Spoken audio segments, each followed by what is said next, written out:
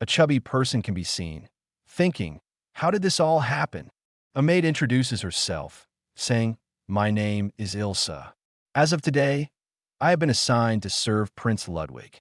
Ludwig thinks to himself, of all things to think, I have been reincarnated as the protagonist of a depraved parody.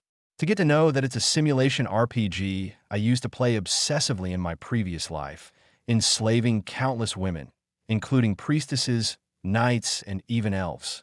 In this grim tale, Revolt of the Ugly Orc, the monstrous crowned Prince Ludwig von Baldoberg leads a brutal conquest. This game is notorious for its bleak endings. Even if you destroy all the countries, the protagonist is executed in the true ending. There are also defeat endings, rebellious endings, suicide endings, a game of utter despair and nothing more. The survival rate is 0%. This girl, she is also one of the main heroines, a tragic viscount's daughter. Her name is Ilsa Hildebrand, who was turned into Ludwig's sex slave. He made a sound, and the maid asked, what is it? The main character thinks, well, this is our first meeting, isn't it? The girl replied, yes, that is correct. Then what year, what month, and what day is it today, he asked. She says, it's March 17th, year 270 of the imperial calendar. The main character thinks, that's 5 years before the game story begins, isn't it? Originally, this girl was supposed to have already become the slave during the tutorial. The game began with the scene of that act. You know which one? With 5 years in my hand, I might be able to alter the story. I must absolutely avoid the bad ending. She was watching him and asked, so what should I do? He replies, for now, there is nothing particular I need from you. So, well, thank you for your hard work, he says. She was absolutely shocked, not knowing what happened. It's unnatural for a crown prince to bow politely to a maid. I have never spoken to such a cute girl in my past life, so I am nervous, he thinks. She assures him, saying, I am here to serve Prince Ludwig, so please give me any order you desire. Can you please? The main character says. Well, in that case, I appreciate it if you could leave me alone for a while. She was a bit scared hearing this and asked, did I do something wrong? He replies, no, not at all. He says, I am rather grateful that you are willing to love someone as ugly as me. Please take it easy, Ilsa. She says hesitantly, okay, then excuse me. He remembers something about a girl who said to her father, pointing toward him, I absolutely refuse to marry a hideous monster like an orc like him. I absolutely hate him. When Ludwig was 13 years old, his intended fiancée, Sophia Maria de Belga, princess of the neighboring kingdom, uttered these heartless words to his face. Her remarks deeply scarred the heart of the once innocent and shy boy. Furthermore, she spread rumors claiming that Ludwig inherited his father's violent and despicable nature, that he indiscriminately lusted after women. As a result, even other nobles said, I can't let a beautiful princess marry a hideous orc monster. The rumor reached Ludwig's ears, driving him to shut himself away in his room. Hoping to comfort him, the emperor gave him a toy, something he could break as much as he wanted. It was after Ludwig laid his hands on her that he began to break. In his previous life, he empathized with Ludwig's circumstances. I was an outcast throughout elementary, middle, and high school, a university student who never once interacted with others. At least he didn't lay hands on her. Maybe that will change the story for the better, he thinks. Even so, his restlessness and drive to destroy other countries likely won't change. The emperor, not Ludwig, desires the invasion, and removing the emperor might be the key to rewriting the scenario. But when he thinks about it, he realizes that's impossible. If the emperor, Ludwig's strongest ally and supporter, were to disappear, the disgruntled nobles would kill him immediately because his father is the emperor, and as he is the prince, you know. He looks somewhere and thinks, what am I supposed to do?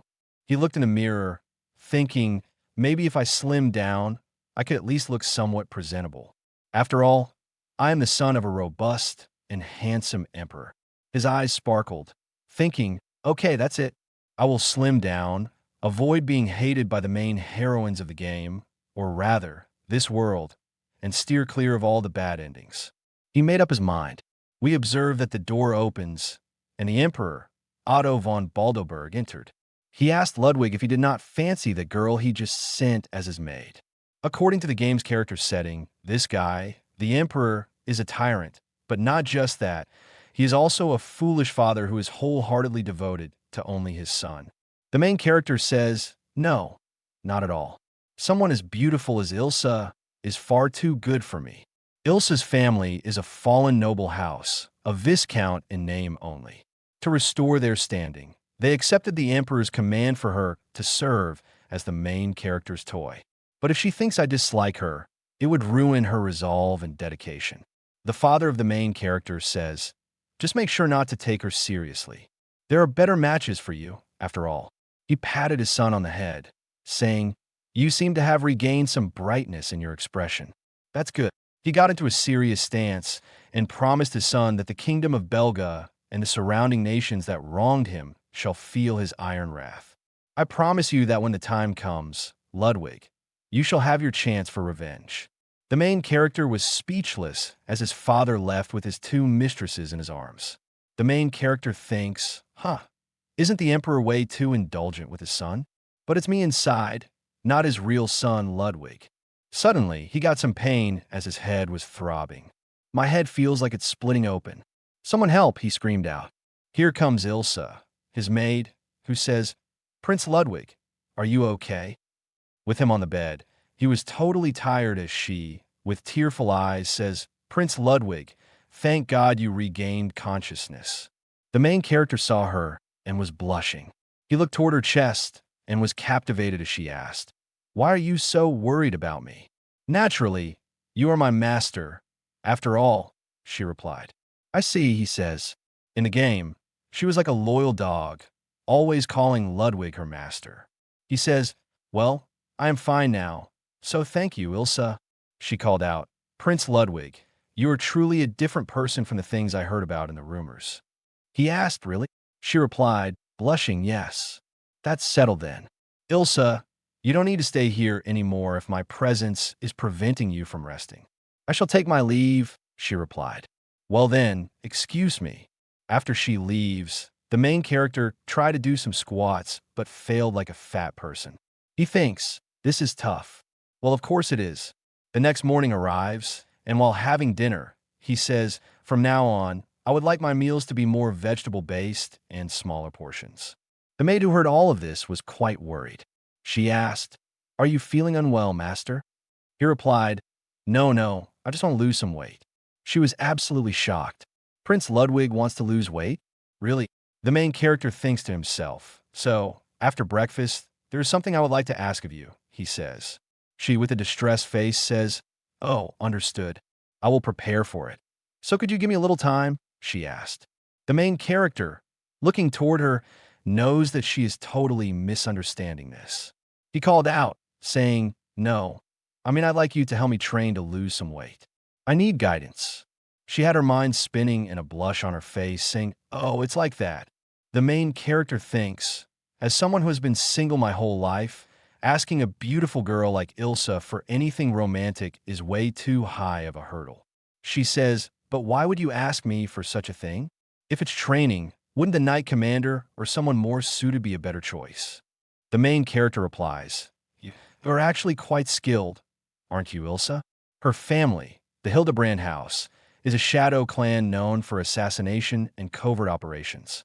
Among the heroines, she excels in speed and specializes in swift multi-attacks, playing the role of a scout perfectly.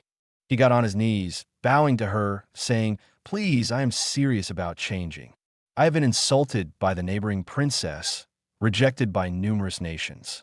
I am the crown prince, yet no one has even considered getting engaged to me. That's why I want to prove them wrong, especially that Princess Sophia. Of course, I don't expect to transform dramatically, but at least I would like to be less repulsive. The girl was a bit speechless, but then says, very well then. I, Ilsa Hildebrand, will meet your expectations no matter what it takes. So, the training seems to have started. He was very excited, saying, do not hold back on me and train me as hard as you want. I will endure anything. Taking her name, she says, or rather asks him seriously, are you really sure about that? Of course, I am counting on you. He bowed his head and says, please don't hold back. She replied, understood, then I will train you without holding back anything.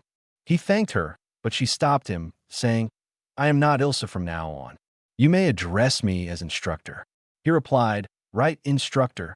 She had a very dark look on her face and says, you are only permitted to respond with yes or yes, ma'am. He says yes. Good. Let us begin training. He asked, that place will be my first training area. Is it? She pointed toward the balcony. As he looked toward it, he was quite confused. Forgive me for saying this, but Prince Ludwig's excess fat has accumulated over many years. Exercise and dieting alone won't get rid of it at this point. We must either cut it off or compress it to reshape your body physically. The training I am about to commence is a special body modification technique passed down in the Hildebrand family. Is it true? He asked. Yes. Please leave everything to me, she says. He says, I am counting on you. If it's to lose weight, to be reborn, I will do anything. He had a very dark face as she said, first, you'll have to jump off from here. He was a bit hesitant, but she pushed him, saying no questions asked. As he fell down toward the ground, he noticed that there were no injuries. Did my fat actually act as armor and protect me? She, who bends down toward him, says, it seems like there are no issues after all. He thinks, hey, when did you? She, with a smile, says, next, climb back up to the balcony and repeat this process. He had quite a worried look on his face, saying, no way, this is impossible. His maid, who is acting as his trainer, says, your responses are limited to yes or yes, ma'am, remember? Crying, he says, yes, ma'am. So he climbed, fell again and again. How are you feeling, Prince Ludwig? As she sat right on him, maybe massaging his back. He says, well, it feels kind of nice. He says, you are tired too, instructor. You don't have to give me a massage. That's unacceptable. She replied, proper body care is essential. Still, her body is so close, it's making him nervous. She says, Prince Ludwig, are you sure it's all right for me not to comfort you? She directly asked this question. After all, the role assigned to her, by the Emperor of course, was this.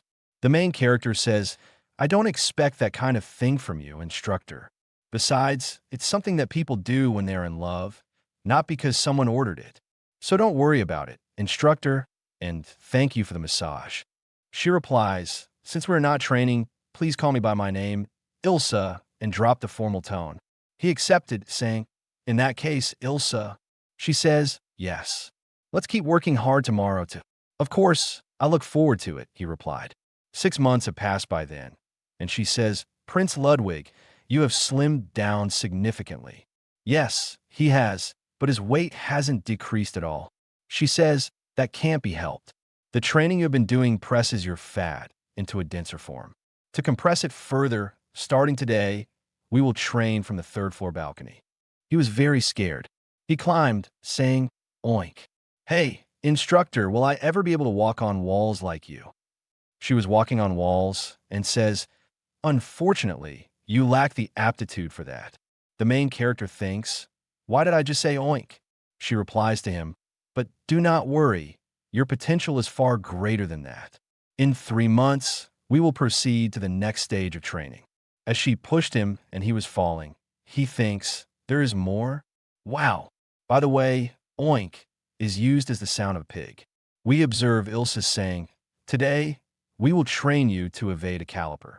A few months later, in winter, beat a caliper, like this monster, Calipari, the sea monster Calipari, a minor enemy unit from the game's early side quest.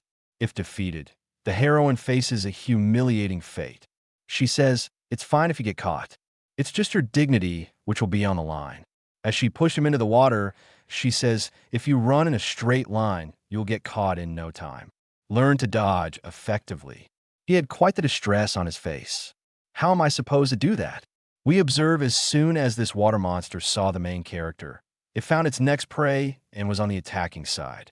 She, who cheers the main character, saying, that's the way, young master. Keep practicing until you can avoid them perfectly. He said, I will try. The monster, which comes closer to him, started to lick him, and the main character, knowing his fate, starts to cry.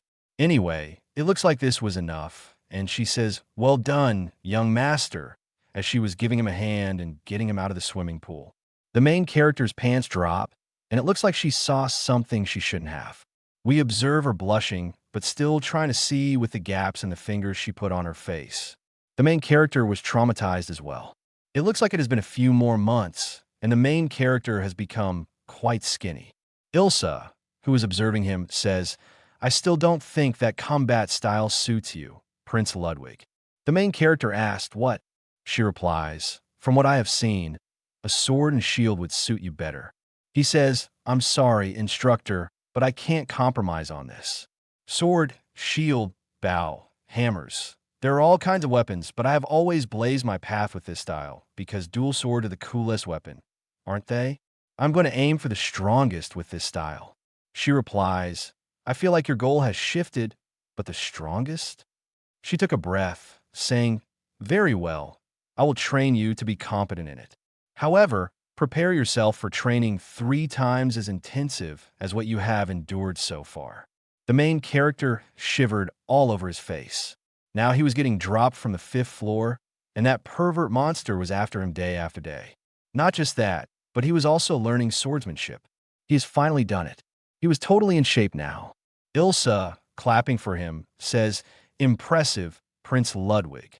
It's only been a year, but it feels like an eternity." To the main character, Ilsa says, "With this, my role as your instructor has been fulfilled." He replies, "But I have only slimmed down. The cruel sword technique you taught me is still far from being perfect. At first, I thought about distancing myself from Ilsa's route to avoid getting involved, but now I can't imagine life without her." He asked her to please keep guiding him. She says, "Are you sure about that?"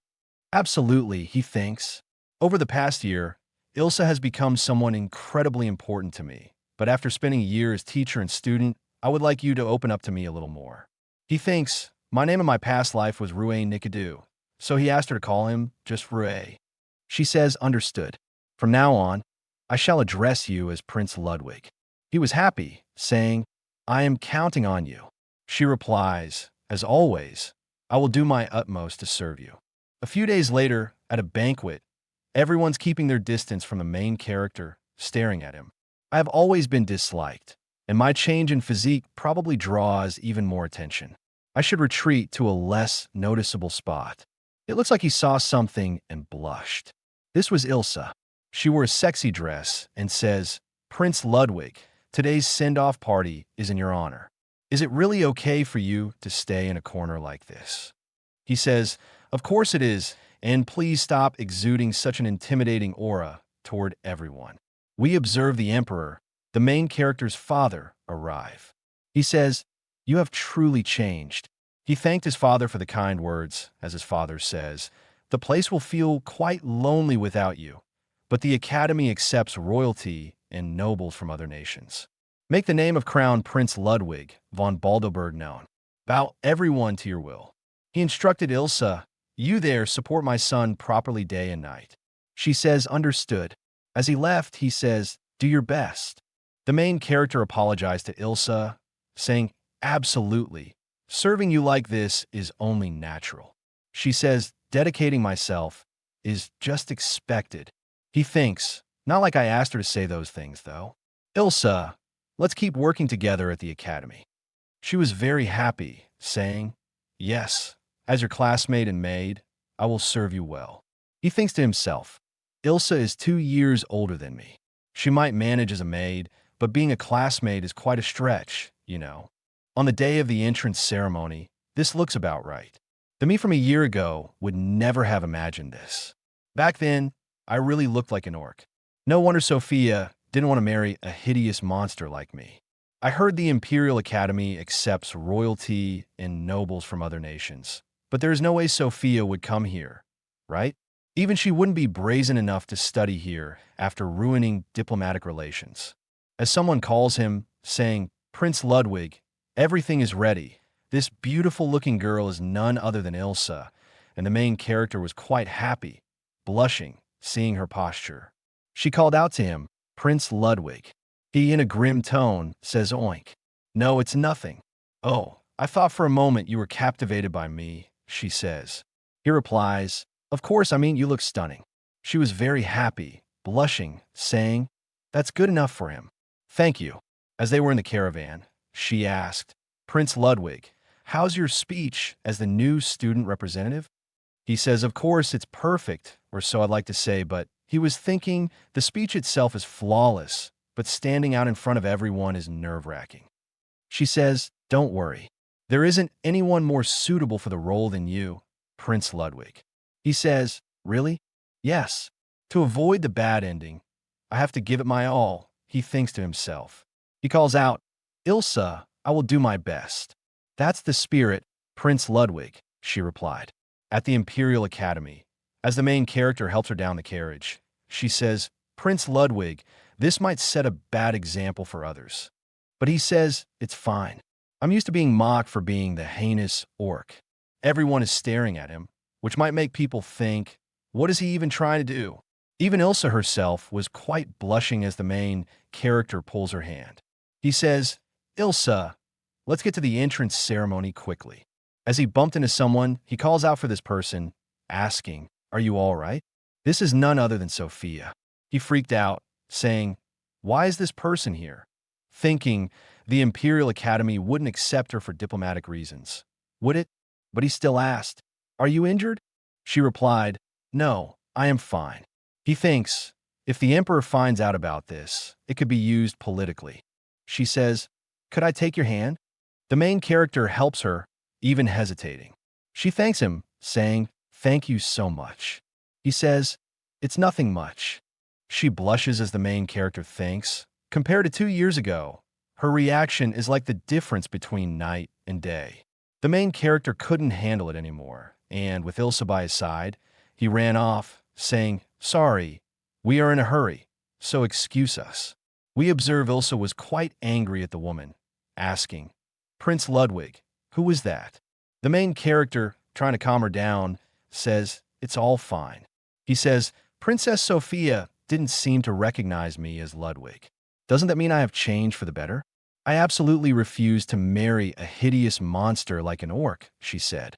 She wasn't talking to me directly, but Ludwig's pain and anguish resonated deeply with me. We observe Ilsa squeeze him and give him a tight hug, patting his head. She says, please don't hold it in and let it all out on me. He started to cry as his tears flowed like a river. While sniffing, he says, you don't need to cry for someone like me. It looks like even Ilsa was crying, but says, I'm not crying. As she freaked out, because the main character couldn't breathe, she apologized. As the Emperor concludes his address to all the students and says, do your best, the next congratulatory speech is from the current student, Eleonora de Schwartz-Hardenberg. She's the daughter of the Empire's most powerful ducal family.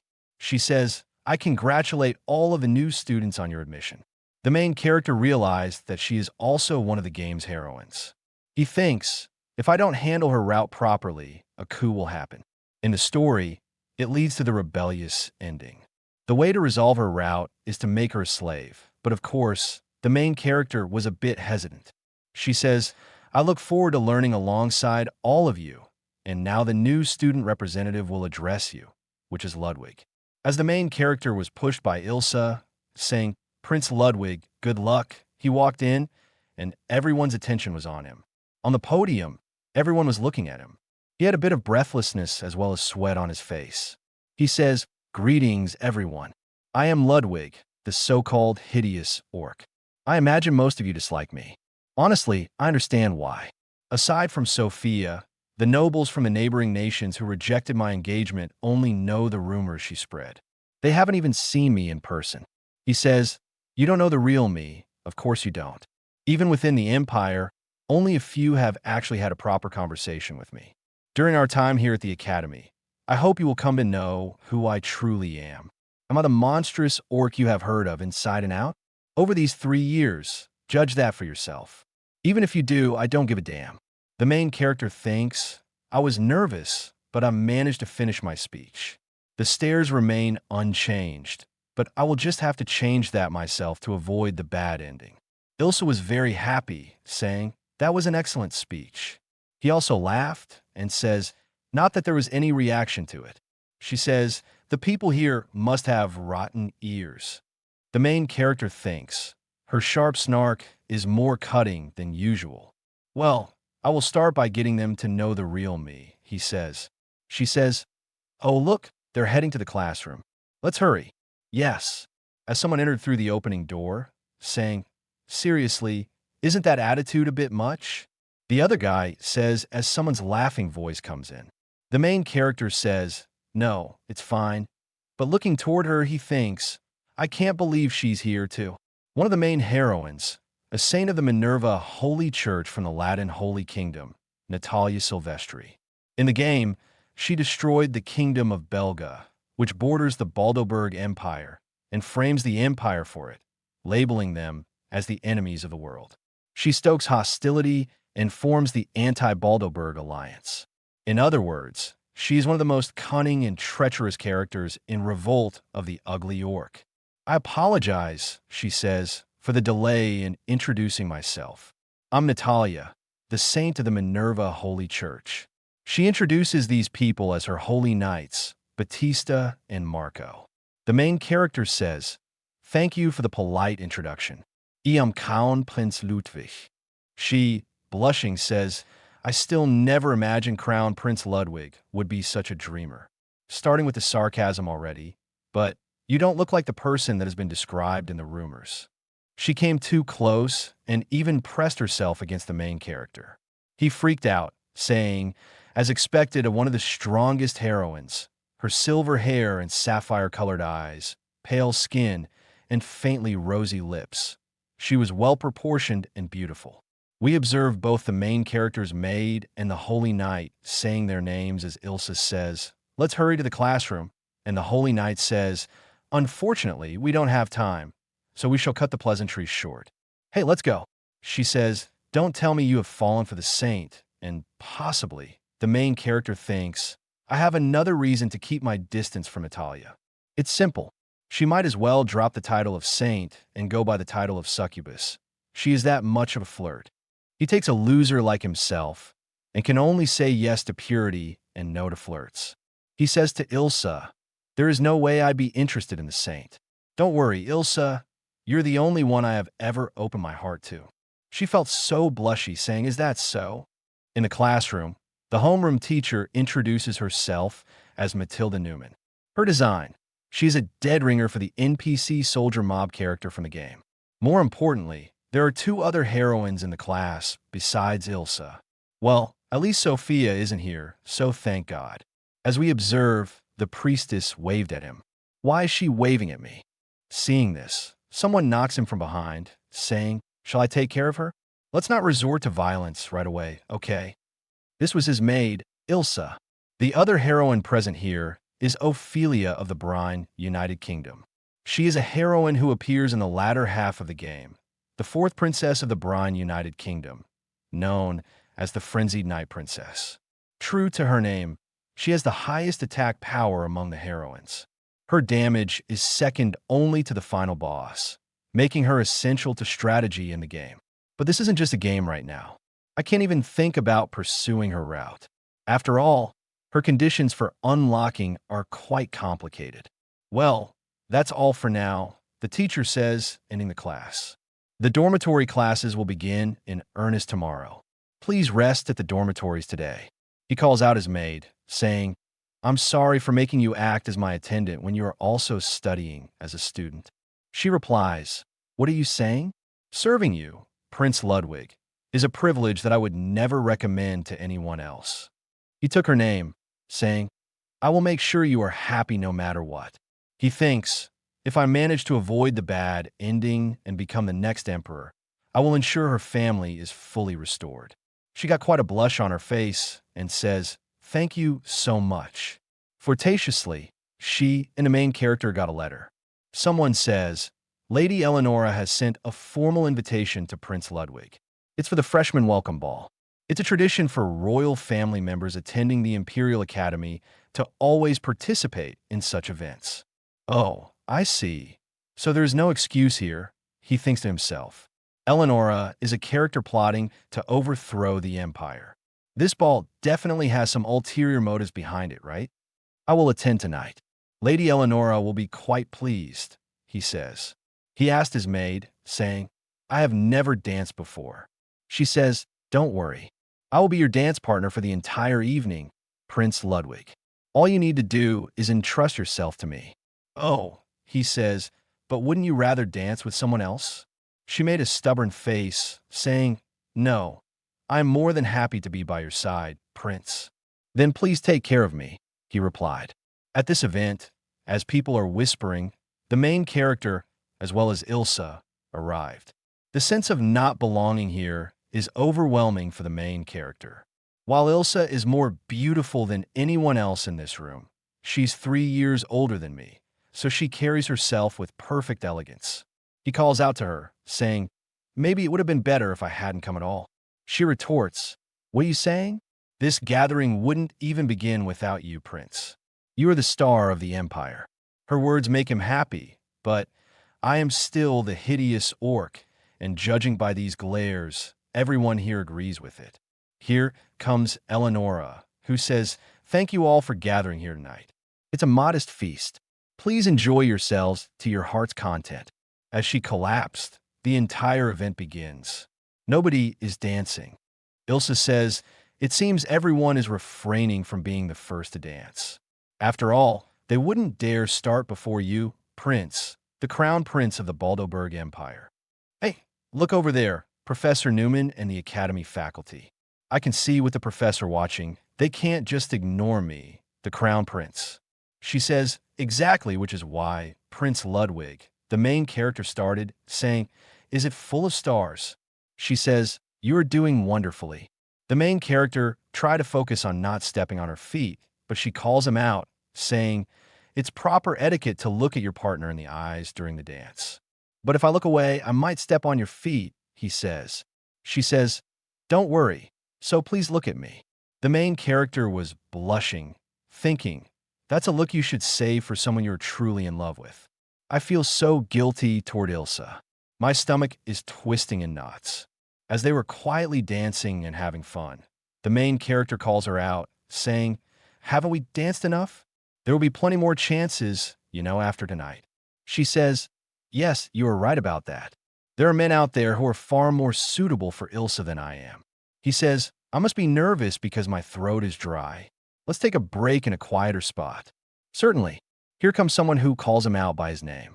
This is Sophia, who asked him, won't you dance with me? Watching Sophia's blinding face, he was trembling all over.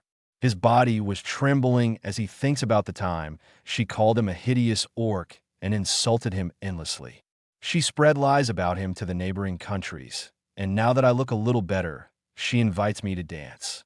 I want to tell her, get off me and out of my sight, but she tried to pressure him, saying, come on, the next song is starting. But his maid Ilsa stepped in, saying, my apologies. She says, tonight, the only one dancing with Prince Ludwig is me. Sophia was fuming over this, saying, oh my, you are, if I am correct, you are his attendant, aren't you? That's right. She introduces herself as Ilsa Hildebrand.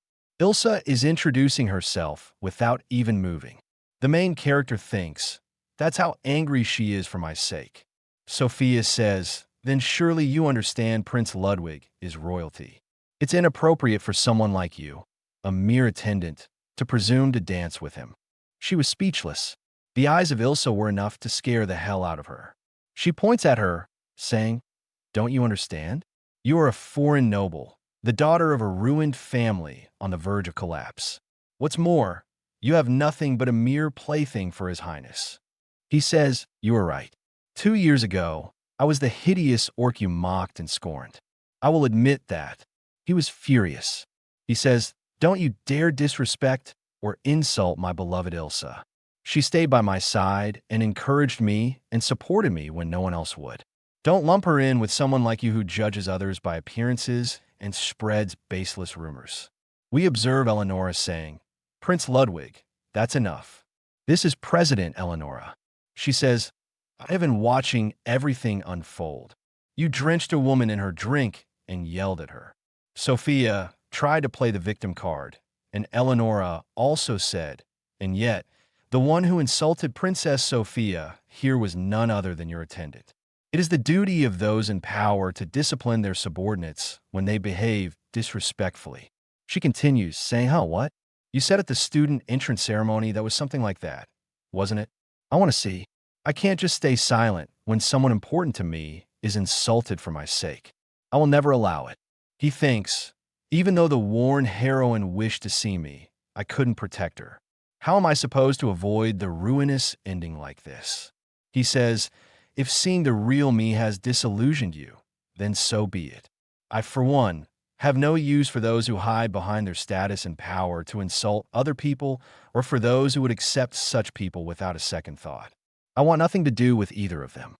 As he grabbed Ilsa and stepped off, away with her in the carriage, they apologized to each other. Stop it, Ilsa. You have done nothing wrong, he apologized. And she says, Lord Ludwig. He says, more than that, I am the one who made you go through something so unpleasant. She says, you have done nothing. On the contrary, you even risked your standing for someone like me. The main character started laughing, saying, why are we apologizing to each other like this? I was really happy that you stood up for me against Princess Sophia. He thanks her, and she had tears in her eyes. I was always protected by you. No, more than that, you cared for me so deeply. Thank you, she says with a blushing face. He replies, we are even then? Yes, we are. So let's keep counting on each other, okay? Yes. At night, in the dormitory, the main character lies on his bed, thinking, now my plan to show my back to the heroines and break all the ruinous flags is impossible. I want to change the heroine's impression of the hideous orc to show through my actions that I am different from the vile, wretched protagonist they think I am. I hope that little by little, this perception that would have dragged me down would change and break. But now that they have seen all this, me who was drenching a woman with juice and yelling at her, I don't regret my actions at all, but there is no way they will listen to me now when I try to tell them that I am not the hideous orc. Besides, Sophia being one of the heroines, we were never going to get along anyway. In that case, maybe I should try to steer the story toward one of the ruinous endings, but that wouldn't work. Each heroine has different conditions for their ruinous ending, so I will have to deal with them one by one. The defeat ending, the rebellious ending, the suicidal ending, and there are quite a few unique ones as well. He slaps himself on the face, thinking, I will just have to do my best to survive, right? As he was going to sleep, he opens the door, thinking, who could it be? Looking at the person, he was absolutely shocked. That outfit, it was none other than Ilsa in her nightgown, a limited distribution item, a sheer nightgown. She says, I am sorry for coming so late at night. It's a bit embarrassing, so may I come inside? He says, of course, come in, come in. So what's wrong? Why are you here so late? About today's ball, I wanted to thank you properly, Lord Ludwig. The main character says, I already said we are even, but she hugged the main character from behind, saying, for me, this is the only thing I have to offer. He says, what? She replies, so please take me as you wish. He thinks, it's not like I did anything that deserved this. She says, Lord Ludwig, do I not please you? Well, that's not it. Ilsa, you are trembling. That is because this is my first time as well. It looks like both you and she are excited. The main character removes his clothes and then puts them on her, saying, gratitude or whatever it is, you shouldn't offer your precious body for something like that. But this is all I have. No, that is not what I mean. The main character says, you should save it for when you're truly, deeply in love with someone and want to be with someone you cherish. Okay? She was blushing, hearing the main character. As the main character said to her, it's late. You should go get some sleep. She says, at least let me sleep by your side tonight, please. The main character was blushing, saying, she went there, huh? I can't dismiss Ilsa's feelings anymore. Calm down, inner orc, he thinks to himself. Yeah, sure, then you can use the bed, and I will sleep on the sofa right over here. She says, no, Lord Ludwig, you shouldn't sleep on the sofa. You should sleep properly in the bed. She climbed up on top of him, saying, so this is how it is. Let's live together like this. Yes, let's do that. She herself was totally embarrassed as well as a little Yandra for him. He was crying as both of them were in the bed together. She smiled and says, "This is my first time sleeping in the same bed as a man." He was totally embarrassed as she clung to him. He thinks, is that so? Can I, and my inner orc, make it through the night? The main character was quite sleepless. He thinks, I should probably get up soon, but I kind of want to enjoy this moment a little longer. As someone calls him out, it was Ilsa herself. She says, "Good morning." "Yes, good morning," he replied. She smiled, and with that, the main character blushed even harder. She tells him, blushing, "I was so happy last night that I couldn't sleep." He says, "Wait, did she stay up watching me the whole night?" Actually, the main character also says and with that, she hugged the main character, saying, "That makes me so happy." "All right, time to get up," he says. "I have to stick to my usual routine, you know." She calls out his name as he rushed to the door, saying, "Ilsa, you can stay here and rest. I'm heading out." She tried to stop him, but he still went ahead. "Even though I didn't sleep at all, my orc is still full of energy. I already lost more weight than a normal person. I probably don't even need to train anymore, but the thought of gaining it all back terrifies me. If I ever go back to how I was before, even kind-hearted Ilsa would leave me." As he notices someone, he thinks, "Anyway, I just need to get through this training." Wait. That someone looked back as the main character observes. It's Princess Ophelia. He apologized, saying, "Sorry for getting in your way." She says, "Well, this is the courtyard, so you don't have to worry about it. More importantly, how do you know my name?" He says, "We're classmates, you know. Besides, Princess Ophelia's royalty from the Brine United Kingdom. Everything seems self-evident." He thinks, that makes it sound like I've been keeping tabs on Ophelia. She says, "I see, just as you say, Prince Ludwig." He thinks, safe. At least she didn't take it the wrong way. "So, what brings you to the courtyard this early in the morning?" he asks. "I was about to train," he says. She wonders, "Oh, is that so? Then I'll watch for a bit."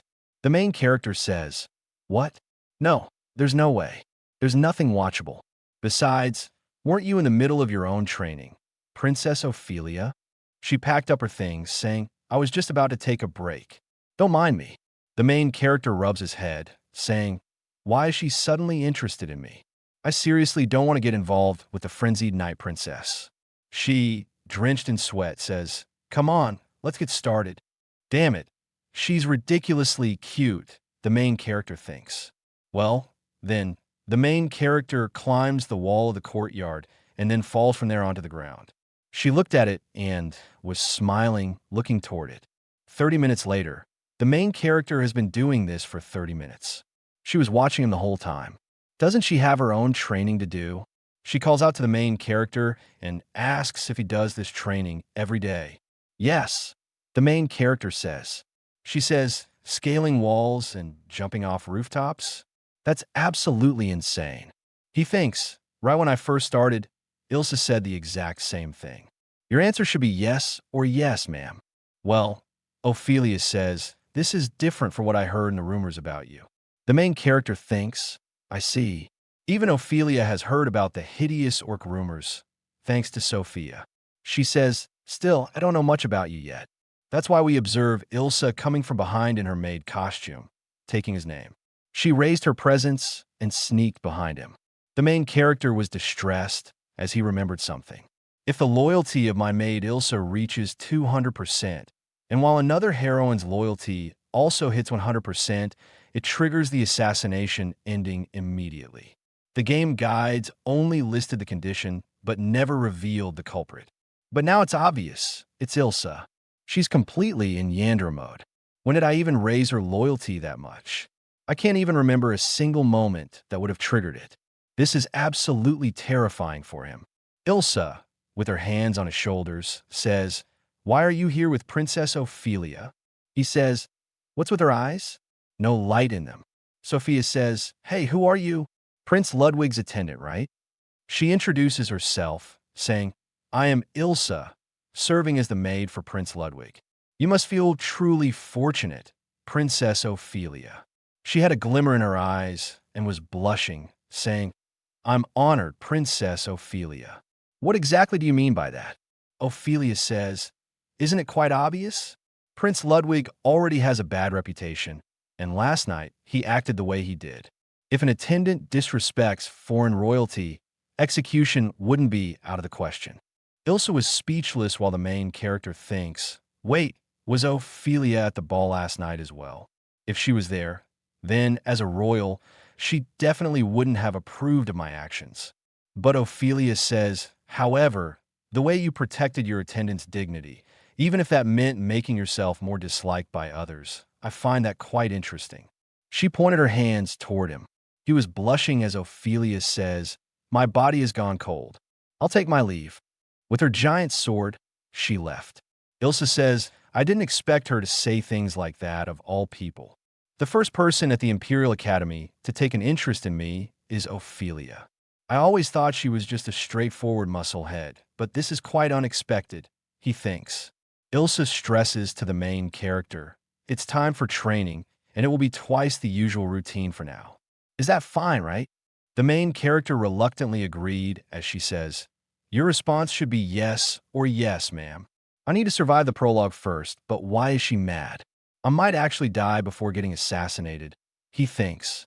As both of them got ready for school, she says, please wait, Prince Ludwig, your hair is out of place. As she got close, he smelled her and says, she smells so nice. She says, all done, and he thanks her.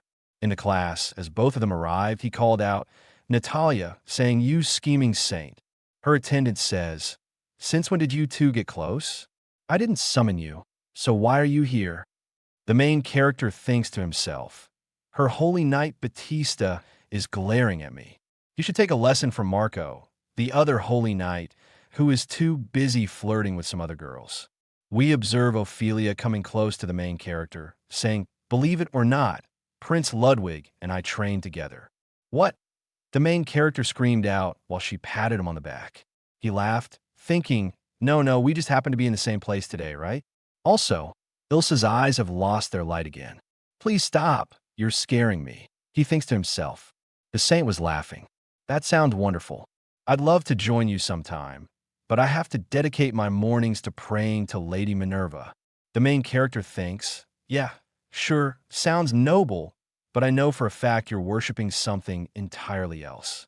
Hard to imagine Saint Natalia training in combat. Is that so? She says. Well, Lady Minerva isn't just the goddess of prosperity. She's also the goddess of war. Despite my appearance, I've been trained in combat using a rod.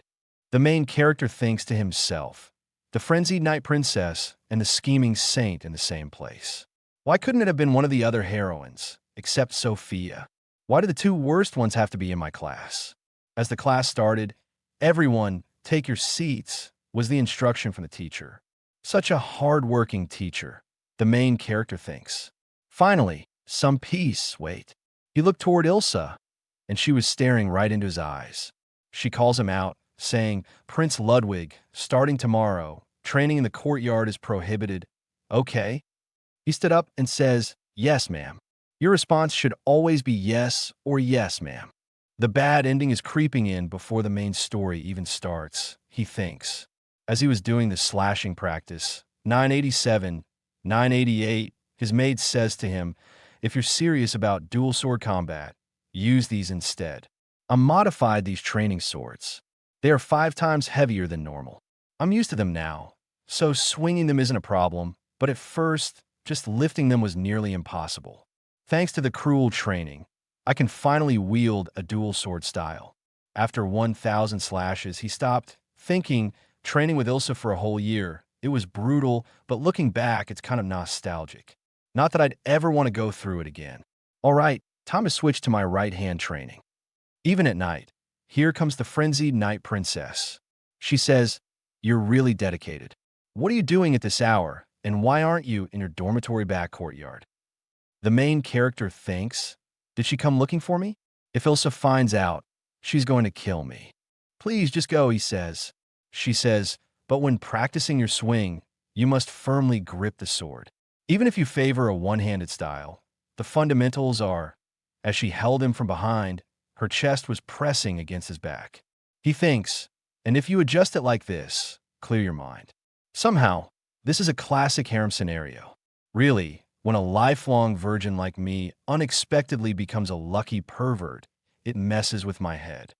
She says, by the way, you don't have a girlfriend, do you? That's unusual. Once lights out comes, I always hit the sack immediately. Telling Ilsa not to worry and rest. I don't want to burden Ilsa with more than necessary, he thinks. Ophelia laughs, saying, that's fine. Besides, since we're training together anyway, how about a quick sparring match? The main character bowed down, saying, my apologies, but honestly, the gap in skill between Princess Ophelia and me is far too great. Is that so?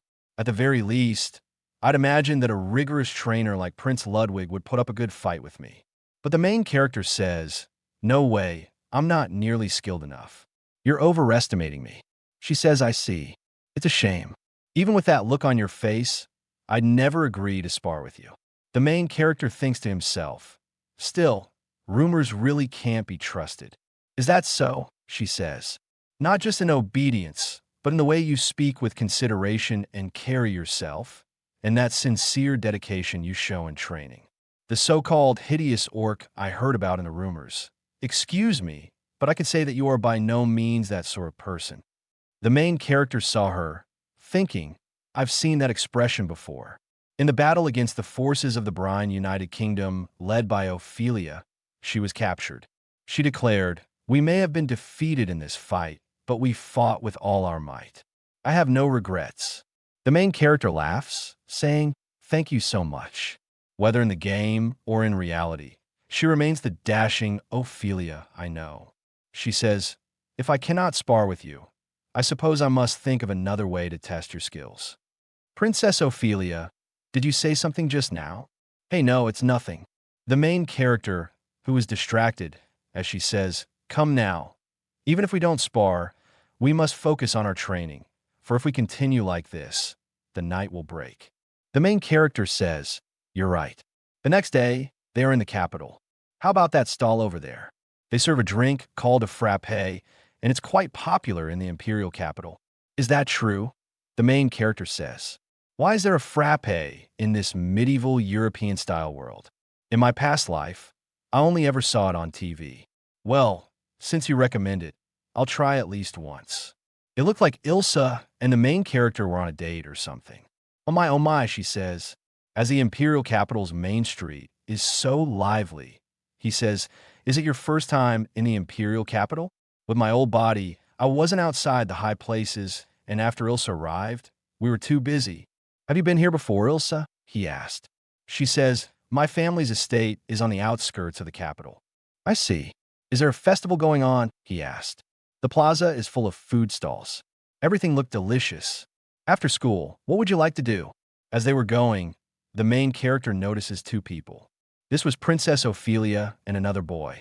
The main character wondered what was happening, but Ilsa drew her attention toward him, and he says, maybe I should take a break for once.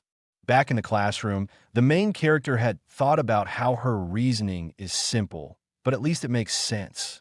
Are you seriously planning to duel against Princess Ophelia? Of course not, he says.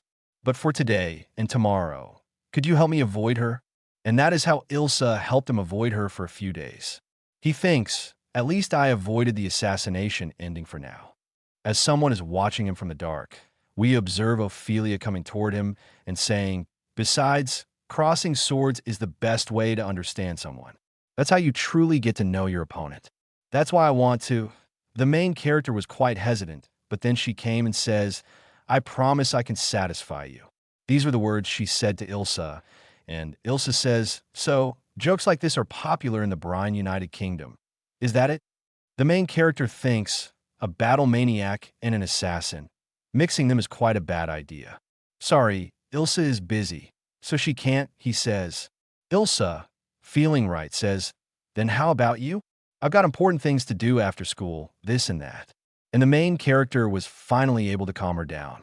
She says, unless I make other plans, very well, that works. Princess Ophelia, why are you so obsessed with fighting with him? Because she's a battle-crazy maniac, the main character thinks. But Ophelia says, Your Highness, that was quite rude. You wouldn't happen to be thinking something like that. Of course not, of course not. The simple reason is I want to fight a strong opponent. That's literally my logic. Well, back on the streets of the Empire, it looked like the saint has found her way back to the main character.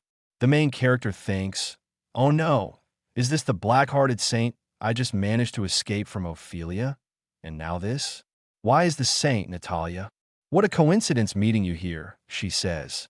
Oh, indeed it is, she called out to the main character while doing that seductive move. Prince Ludwig, perhaps you were thinking about me, enjoying a drink from that stall? She thinks, poor thing, she's practically seducing me. But Ilsa came between them, saying, Prince Ludwig is about to have a frappé with me. Is that so? Yes, Ilsa told me the fraps here are really good. Well, then, since we're here, we shall have some too. Your Highness Ludwig, let's drink together. The main character still had some doubt in his mind.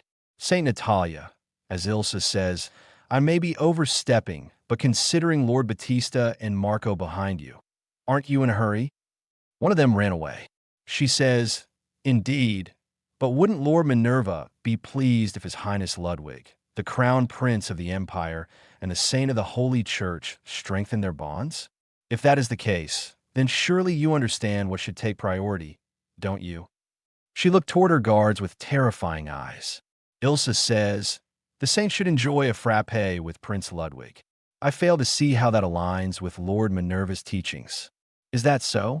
The priestesses, the Baldoberg Empire, and the Minerva Holy Church stand together. Isn't that what's expected, considering the peace of the Western nations? Isn't it only natural for a saint to seek closer ties with the future emperor? I see, the main character thinks. She's already talking and thinking ahead, considering the possibility of war between the Empire and the Western nations. She's laying the groundwork in advance, and honestly, she isn't wrong. But the main character says, you're overestimating me. It's true that I'm the crown prince of the Baldoberg Empire, but it doesn't mean I'll inevitably become the emperor. Hearing this, Ilsa was a bit distressed. The main character thinks, in Revolt of the Ugly Orc, no matter which route is taken, I always remain the crown prince, and every ending leads to my ruin. In other words, there is no future where I ascend to the throne. Ilsa made a grumpy face, and he couldn't understand what and why. Very well, let's have a frappé, she says. Together, Saint Natalia, Ilsa says. As she placed the order for 3 fraps, the main character looked toward her and says, are you sure about it? She says, of course, it's only natural for the future emperor, Prince Ludwig, to establish political ties with the saint of the Minerva Holy Church. He thinks, so that's what she's thinking about. Ilsa originally came to me for the sake of reviving the Hildebrand family. She must believe that unless I become emperor, her goal will never be realized. The main character says to her, don't worry. Even if I never ascend the throne, I swear I'll restore your family's honor. This is my way of repaying Ilsa for everything she's given me, for giving me a second chance at life. She says, really now? That's not what I meant at all. More importantly, we should place our order. What will you have, Prince Ludwig? She asked, coming closer. The shopkeeper says, let's see, I'll have this one, please. And after, the main character saw that there were 2 straws in it. Here we go, 2 straws in 1 frappé. That means, he asked the shopkeeper, sir, shouldn't she have her own frappé? But Ilsa says, this frappé is meant to be shared between 2 people. So no, of course it is. Is this really okay, Ilsa? If you like, you may have mine instead. Natalia says, but she respectfully declined the offer. Now then, Prince Ludwig, fraps are best enjoyed while they're still cold. Let's drink. Embarrassingly, both of them came closer, and with each straw in their mouth, she gulped. As both of them started drinking, looking toward each other, they felt too nervous, and it was evident on their faces. While drinking, both of them realized how good it was and how delicious it was in their eyes. Natalia, the priestess, says, mine is delicious as well, Your Highness Ludwig. Please try. He says, no, I'm fine. Would you like to try some? She insisted. I'm really fine, he says. Is she seriously trying to set up an indirect kiss? Perhaps you should offer it to someone else regarding her guard. But she says, it looks like Lord Battista is already full from his own frappé. What is she up to? The main character thinks. where her knight says to her, I believe this is the oh my. Is that so? It looks like their time is up. Well, then, I shall see you tomorrow in class, she says as all of them leave. Her attitude at the entrance exam. There's no doubt about it. She absolutely hates me, he thinks, talking about her knight. So it's just the two of us left. Yes, it is. Ilsa and the main character were left. The main character looked at her and smiled, as did Ilsa. This is just part of her duty as my assistant, but somehow this really feels like a date, doesn't it? We observed she herself was quite blushy all over, and the main character was drinking the frappe. Well, as their frappe drinking got finished, it's time to head back. As they had closed their arms together, when a date isn't over until we get home, sleepyhead, come along. Hey, wait. If we delay any longer, it'll interfere with tonight's training. I'd be happy if Ilsa also felt this way, like we're on a date. Next time we come to Main Street, let's have a frappe together again. Yes. 1 week has already passed, and ever since Ophelia started getting involved, Ilsa has been a lot harsher. This morning's training was brutal, and I even dozed off in class. Ilsa, how are you holding up so well? He asked. Well, Ilsa has been training since she was a little child. We observed Sophia and the boy from before walking toward them. The main character realized, is something wrong over there? The man standing next to Sophia, I saw him talking to Ophelia a week ago. He was probably feeding her all sorts of lies about me. If possible, I'd rather not run into Sophia. But if I avoid her here, it'll be as if I'm admitting defeat to a woman who insulted me. We observed both of them crossed each other. She didn't even say anything. As the main character was leaving and in a good mood, we observe a lot of noble students blocking the way of the main character. He knows that they don't like him very much, but this is a bit much. We observe Ilsa taking out her daggers, saying, please grant me permission to eliminate these pests. Well, hold on a second. He says. He yelled at them, saying, what is the meaning of this, blocking our way? Do you intend to stop us from eating lunch? These nobles say, a hideous orc like you has no right to sit at the same table as us. That's right. The main character couldn't understand, but he knows the classic mob mentality. They have no real reason, but they gang up against someone like me. It's the same as a social media witch hunt. They think they're in the right, but anomalies make them even more aggressive. The main character just laughed at them, saying pathetic, and they retort, saying, what the hell did you just say, orc? I said it out loud, but Ilsa says, the prince was quite right, absolutely. She says, hiding in the shadows, insulting others from a safe distance. Hardly the conduct of true nobility. How daring. Someone came, and it looks like Ophelia has caught the collar of the main character, saying, you've shown your true colors. I heard it myself on the night of the ball, disgracing, or at least trying to disgrace, Princess Sophia. Such a hideous accusation was placed on her. He says, please calm down. There's some kind of mistake. I haven't seen her since the ball. Don't play dumb, she says. Her attendant Thomas said if I hadn't noticed and stopped him, who knows what would have happened. That's what he claimed. That guy from earlier, the main character, remembered. So that's why he approached Ophelia last week. He was setting this up in advance. I don't even know the man named Thomas. The main character says. But Ophelia says, how disgraceful. I thought you were different from the rumors, but I was wrong. I swear I didn't do anything of the sort, the main character says. Besides, that night, I was with Ilsa until the morning. The mob keeps saying, I knew it. So, in the end, this woman is nothing but the hideous orc's plaything. But he screamed out, hearing all that, damn it, I have never laid my hands on Ilsa. That night, we were simply together, nothing more. They observed Ophelia sing, very well then. I'll decide for myself whether you're lying with my sword. This muscle-brained heroine, wait a second, Princess Ophelia. You know about my dual swordsmanship, and a one-on-one duel wouldn't be fair. Ophelia says, if you lack confidence, I may join you. A 2-on-1 match is fine by me. Ilsa, if you refuse to fight, then your guilt is undeniable, and Ilsa will remain nothing more than the orc's plaything.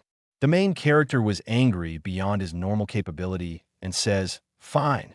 She tried to stop him, but he says, I, Ludwig von Baldoberg, accept your challenge, And for this insult you've thrown at Ilsa, you will apologize, even if it takes your blood. It looks like a massive fight was reaching its climax.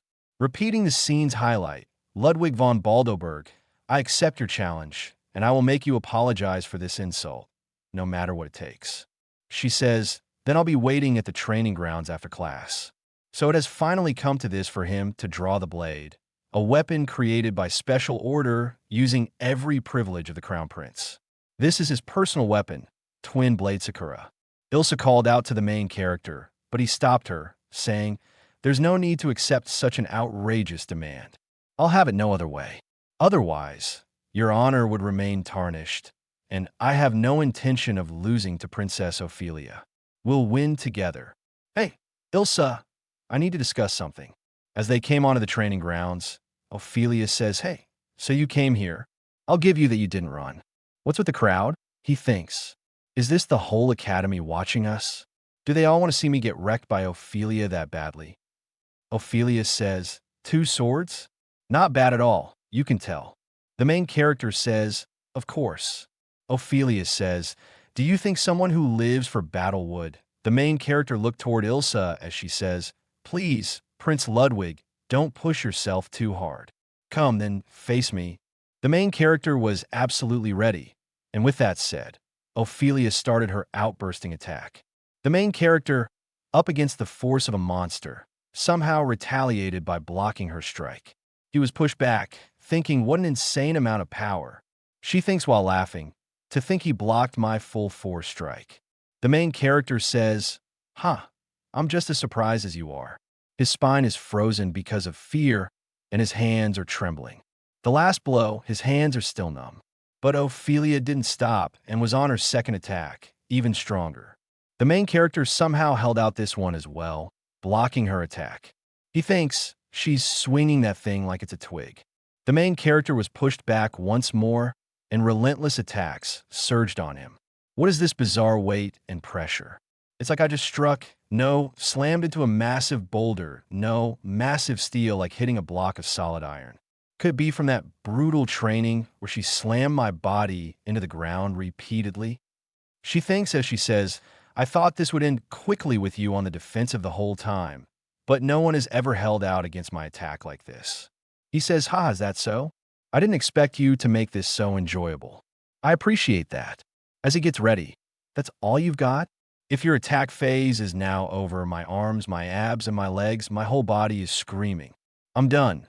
But as you can see, I'm still full of energy. The main character bluffed, and she says, interesting. In that case, let's go all out. Her claw flashed with the style. I'll cut through everything. The full might of Ophelia of Brine. Take this. This is way too overpowered. The Stormbreaker, a skill, or some kind of swordsmanship. As it hits the main character, he somehow dodged it. He knows this is the Stormbreaker skill effect, dealing massive AoE damage and knocking back all enemies. It's a high damage move, but in return, after using it, she is incapacitated for 2 exchanges, which means, as we observe, her eyes almost came out of her head when she realized that someone was behind her. This someone was none other than Ilsa, who attacked her with a dagger. She threw her off, but Ilsa, with her assassin skills, threw the blade of Ophelia away, and then, with a chokehold with her legs, she won by submission. This is how both of them won. The main character was on the ground after this, immediately healed by someone.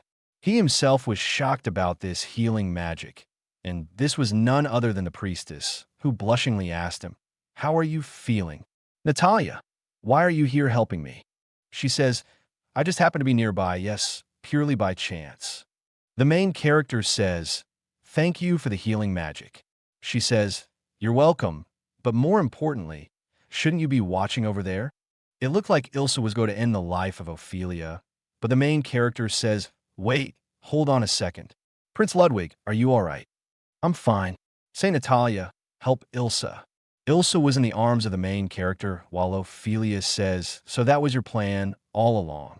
If I had recklessly attacked, she would have struck me down in one blow. That duel would have ended instantly. He thinks to himself, a 2-on-1. This was the plan that the main character made. As Ophelia herself says, If you lack confidence, you may do a 2-on-1. So he creates an opening, and she strikes when the time is right. But what were you planning to do until then? I just focused on defense and enduring it.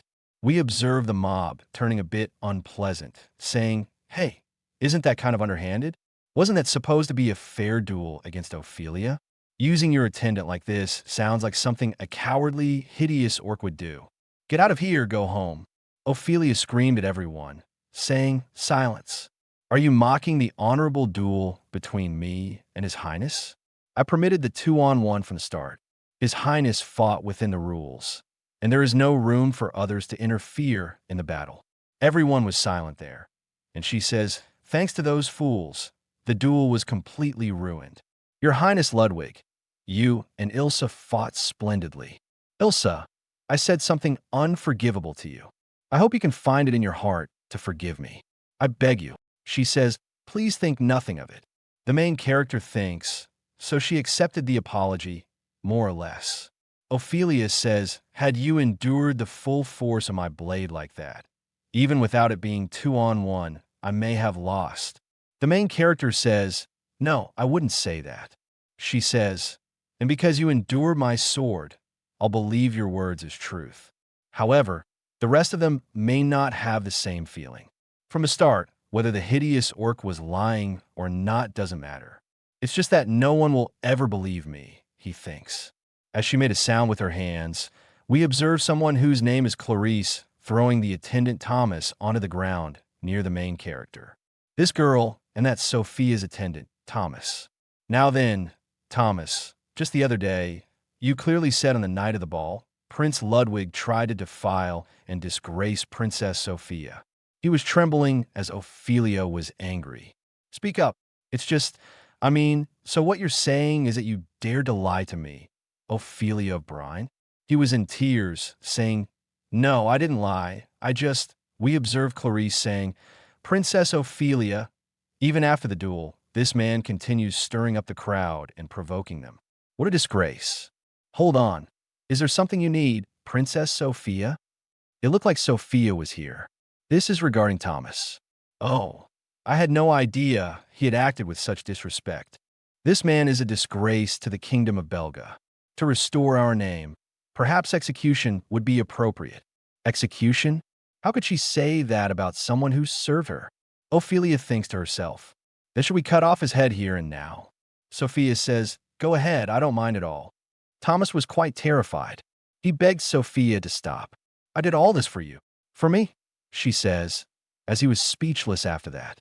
Ophelia says, "But the ones Thomas has truly insulted are His Highness Ludwig and his attendant Ilsa.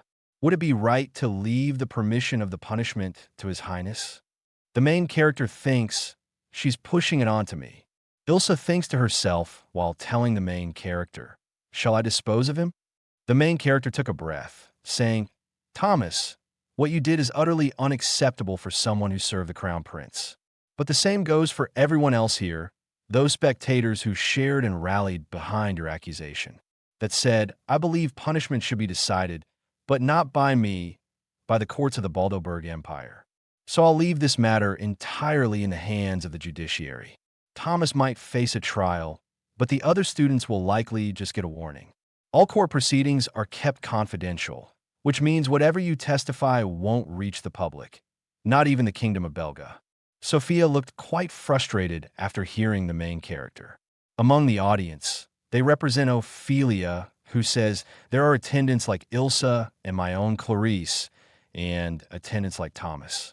Watch closely what becomes of each of them after the night at the ball. We observe even Eleonora was present there, the one who orchestrated the ball. The main character looked toward her, smiling, while he tried to stop Ophelia, saying, "Well then, I shall take my leave, Princess Ophelia. Could it be that this was your plan all along?" "Who knows?" she says. "Ludwig von Baldoberg, I have now seen your true self. Damn it, for muscle-head heroine, she's way too cool sometimes," he thinks to himself. In the cafeteria, as Ophelia was having lunch, she says, "Today you'll finally join me for the training, right?" The main character, also at the table, says, "I'll pass." We observe Ilsa beside the main character, taking his name. Would you prefer to eat lunch somewhere else from now on? We observe Ophelia screaming. Even Ilsa is being cold to me. I can't even enjoy lunch in peace. He thinks, no one would ever guess that this is the true face of the frenzied night princess. Though, honestly, a psycho killer night princess who's secretly kind of a classic combo. We observe someone saying, in that case, how about this? Why don't we go out into the town, just the two of us? We observe the priestess coming from behind and hugging the main character. The knight beside her says, you dare stay away from a saintess? The main character thinks, why are you even yelling about this? We observe Ilsa beside the main character, saying, Prince, shall I dispose of these pests? Let's all calm down a little, he says. The priestess still says, oh, my dear Ophelia and Ilsa, you're both being so harsh today. By the way, Prince Ludwig, I have a special request. If I make a request from the black-hearted saint, he thinks. She says, soon, the church will be hosting a soup kitchen in the imperial slums. Might you be willing to help me? Ophelia stood up, saying, Prince Ludwig is crowned prince. It would be unbecoming not to assist her. He himself thinks, that's true. As the empire's crown prince, I should personally contribute. Very well. I truly thank you for your offer, Saint Natalia. I'd be honored to help you for the good of the empire. She was very happy, saying, I'm very grateful to you. A few days later, in the center of the town, in the slums, the main character's maid, Ilsa, says, please form a line here. The knight was also there, saying, the end of the line starts from there. There's enough for everyone, so no need to panic. We observe the main character trying to pour people some food, but the people are just too eager. He thinks this is what's happening. Ophelia asked him something, and he says, knowing there are so many people suffering within the empire, it's hard not to feel overwhelmed. The main reason these people are suffering is because the empire turned toward militarism. Right now, we're just beginning to expand the military, so the impact isn't fully visible yet. But sooner or later, the burden will hit the common people the most. If I can't avoid the destruction ending and reach a survival ending, maybe I'll give in to a real guide. Ophelia says, would that not be wise?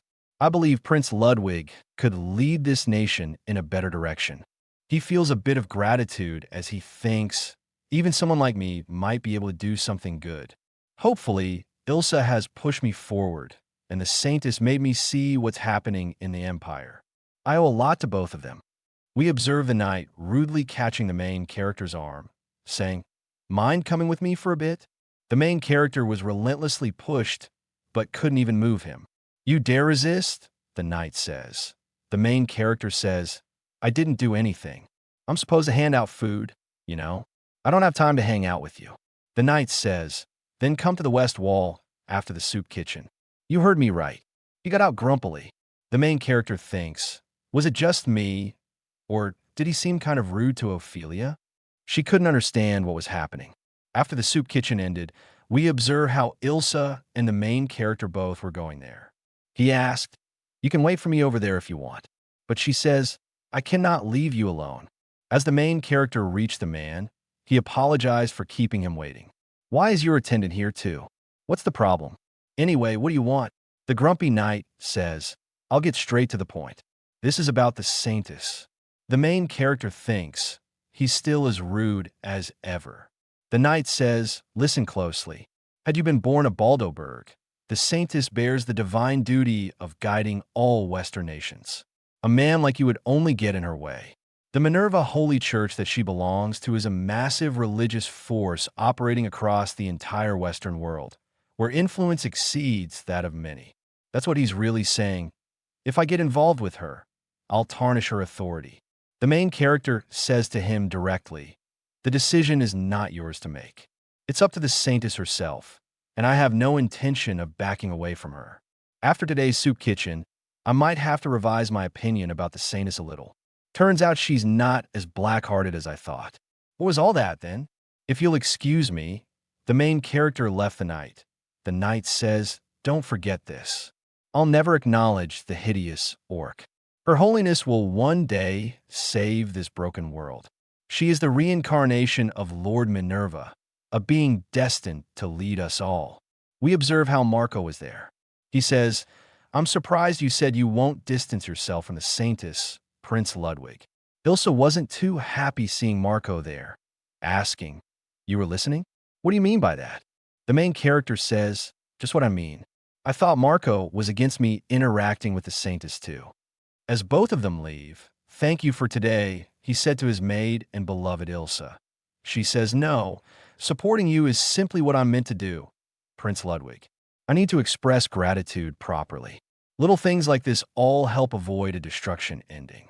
As someone calls him from the alley, the main character says, "I'm going to help clean up a bit. Can you wait here, Ilsa?" This was none other than the priestess, who says, "Sorry, forgive me for stopping you." Normally, she'd barge in no matter how tense the situation gets. What's gotten into her? She says, "I simply wanted to thank you for the earlier soup kitchen, Prince Ludwig, and to apologize." "Apologize?" he asks. She says, "First of all, thank you for the soup kitchen today. And regarding the blankets and other supplies, I'd never imagined the Empire would provide us something like this." The main character says, "Not at all. It's honestly shameful that it took the church's movement to get us involved." She says, "I don't see it that way. I think you're truly admirable, Prince Ludwig. In other Western nations, we hold similar soup kitchens, but it's quite uncommon to help the church even a bit." He says, "Really?" She pointed toward the bench, saying, "Perhaps we should sit. Standing like this isn't ideal." The main character threw in some kind of towel. "Please take a seat," said Natalia. She says, "Thank you very much." The main character thinks, "All right, good that I read etiquette books on how to." She, with a satin face, says, "You're nothing like the rumors." The main character says, "So, about that apology?" She says, "Of course. My knight, Batista, said something truly rude today. I'm very sorry for that." The main character says to her, "Please don't blame yourself for that. The Saintess didn't do anything wrong." She had tears in her eyes as he says, "Seeing Natalia, I'm sure you already know this, but I have no intention of distancing myself from you. And if it's all right with you, would you invite me to help again next time?" The main character thinks, "I couldn't do something as cruel as pushing a heroine into despair. I'd be happy to. I'll be counting on you again," she says. Likewise, as someone calls him out, Prince Ludwig. This was Natalia herself. She says, "I heard you were a monster, one who would ravage the world and defile every woman in it. Tell me, what do you truly intend? Are you really planning to bring about the destruction of the world?" He says, "Of course not." He had a big blank space as he says, "I'd never do something like that." She then left his arm, saying, "It seems you're inclined." She laughed and says, "I believe you." The main character thinks, her grip is crazy strong. Between Ilsa and the Saintess, what's with all the heroines having insane amounts of strength, even when they're not fighters? The main character laughs a bit, and it looks like the soup kitchen is finished. 1 month has passed since then, and the main character thinks, "Speaking of which, I wonder how the Saintess is doing." Ophelia says, "If I remember right, it was the kingdom of Gorgonia, the far western edge of the Western nations. I think she went to Olga, their second largest city." We observe Ilsa saying, "Here you go." She's currently treating an unknown illness at the request of the Minerva Holy Church. In this world, healing magic activates a person's life force, which means it can also energize harmful bacteria and viruses. Even someone like the Saintess, a healing expert, might struggle to save anyone like that. Treating illness harm? I'm sure she's fine, Ophelia says. Saint Natalia is probably helping a lot of people. The main character's maid also replied, "That's right. You have nothing to worry about, Prince Ludwig." We observe Ophelia saying, "I guess worrying is only natural, but what we can do is pray for her sake and also welcome her back with a smile when she returns." The main character thinks, "That's very true." When 2 weeks have passed, a letter has arrived. Reading it has become quite a big problem for the main character. The Saintess has fallen ill. Forgive the forwardness, but to Prince Ludwig and Ophelia, we both ask for aid from your empires. We have yet to identify the illness, and more patients are appearing each and every day. The Saintess lies bedridden, suffering from intensive fever day and night. At this rate, her life might be in danger. We observe Ilsa saying, "What will you do?" The main character thinks about her, recalling the time with the black-hearted saintess who always flirts and manipulates. She doesn't get along with Ilsa as well. But despite that, she does her best, trying to live up to her role, even though she's shy. I guess I can't really hate Natalia Silvestri. I'll use everything I know from my past, and I'll make sure to save her. He has made a resolve, saying, "All right, I'm going to the Kingdom of Gorgonia to see what's really going on." We observe Ilsa was really against this idea, saying, "You mustn't. If something happens to you, Prince, then let me go and check on my own." But he rejected, saying Marco was in a panic. He didn't say what kind of help they need. If I want to explain the situation to His Majesty, the Emperor, I need to confirm it myself. Acting blindly will just waste time. She had a blush on her face, still reluctant, though, as Ophelia placed a hand on her shoulder, saying, "Already know, don't you? This is what kind of man Prince Ludwig is." Ludwig says the Kingdom of Gorgonia is far. Let's use a portal to travel. Teleportation spell circle portals, powered by magic, allow near-instant transportation over any distance possible. Ophelia thinks portals are installed in capital cities of allied nations. We can't use one without formal diplomatic ties, right? So, the question is whether Gorgonia has a relationship with us. Princess Ophelia, if the Empire doesn't have ties with Gorgonia, can we use Brine as the midpoint? She says, of course. The main character says, "Thank you." Then would you handle the portal registration? Of course, she says. Leave it all to me. She says, yes. So while Ophelia asks Clarice, I'm asking to count on you too. Clarice says, yes, Prince Ludwig. Let us accompany you to the Kingdom of Gorgonia. I thought you'd say that, Princess Ophelia. You know me well. Then let's head for the Kingdom of Gorgonia. There are portals in the palace and the foreign ministry, but I requested access to the palace one this time. Wise decision, Ophelia says. If we brought back an unknown illness, the entire capital would be at risk. I doubt the foreign ministry would approve this use. Yeah, and the main character can use a little bit of strings inside the castle, and fewer people would be held responsible if something does go wrong. This is the Royal Use Portal. The connection has been completed. As expected, great work, he praises Ilsa. All that's left is to support the monarchy's need for the job. Technically, only citizens can use royal portals, but we're ignoring that rule completely today. Was this part of the hideous orc's revenge scenario? Or, we observe Ilsa saying, Monocore for transfer is installed and charged.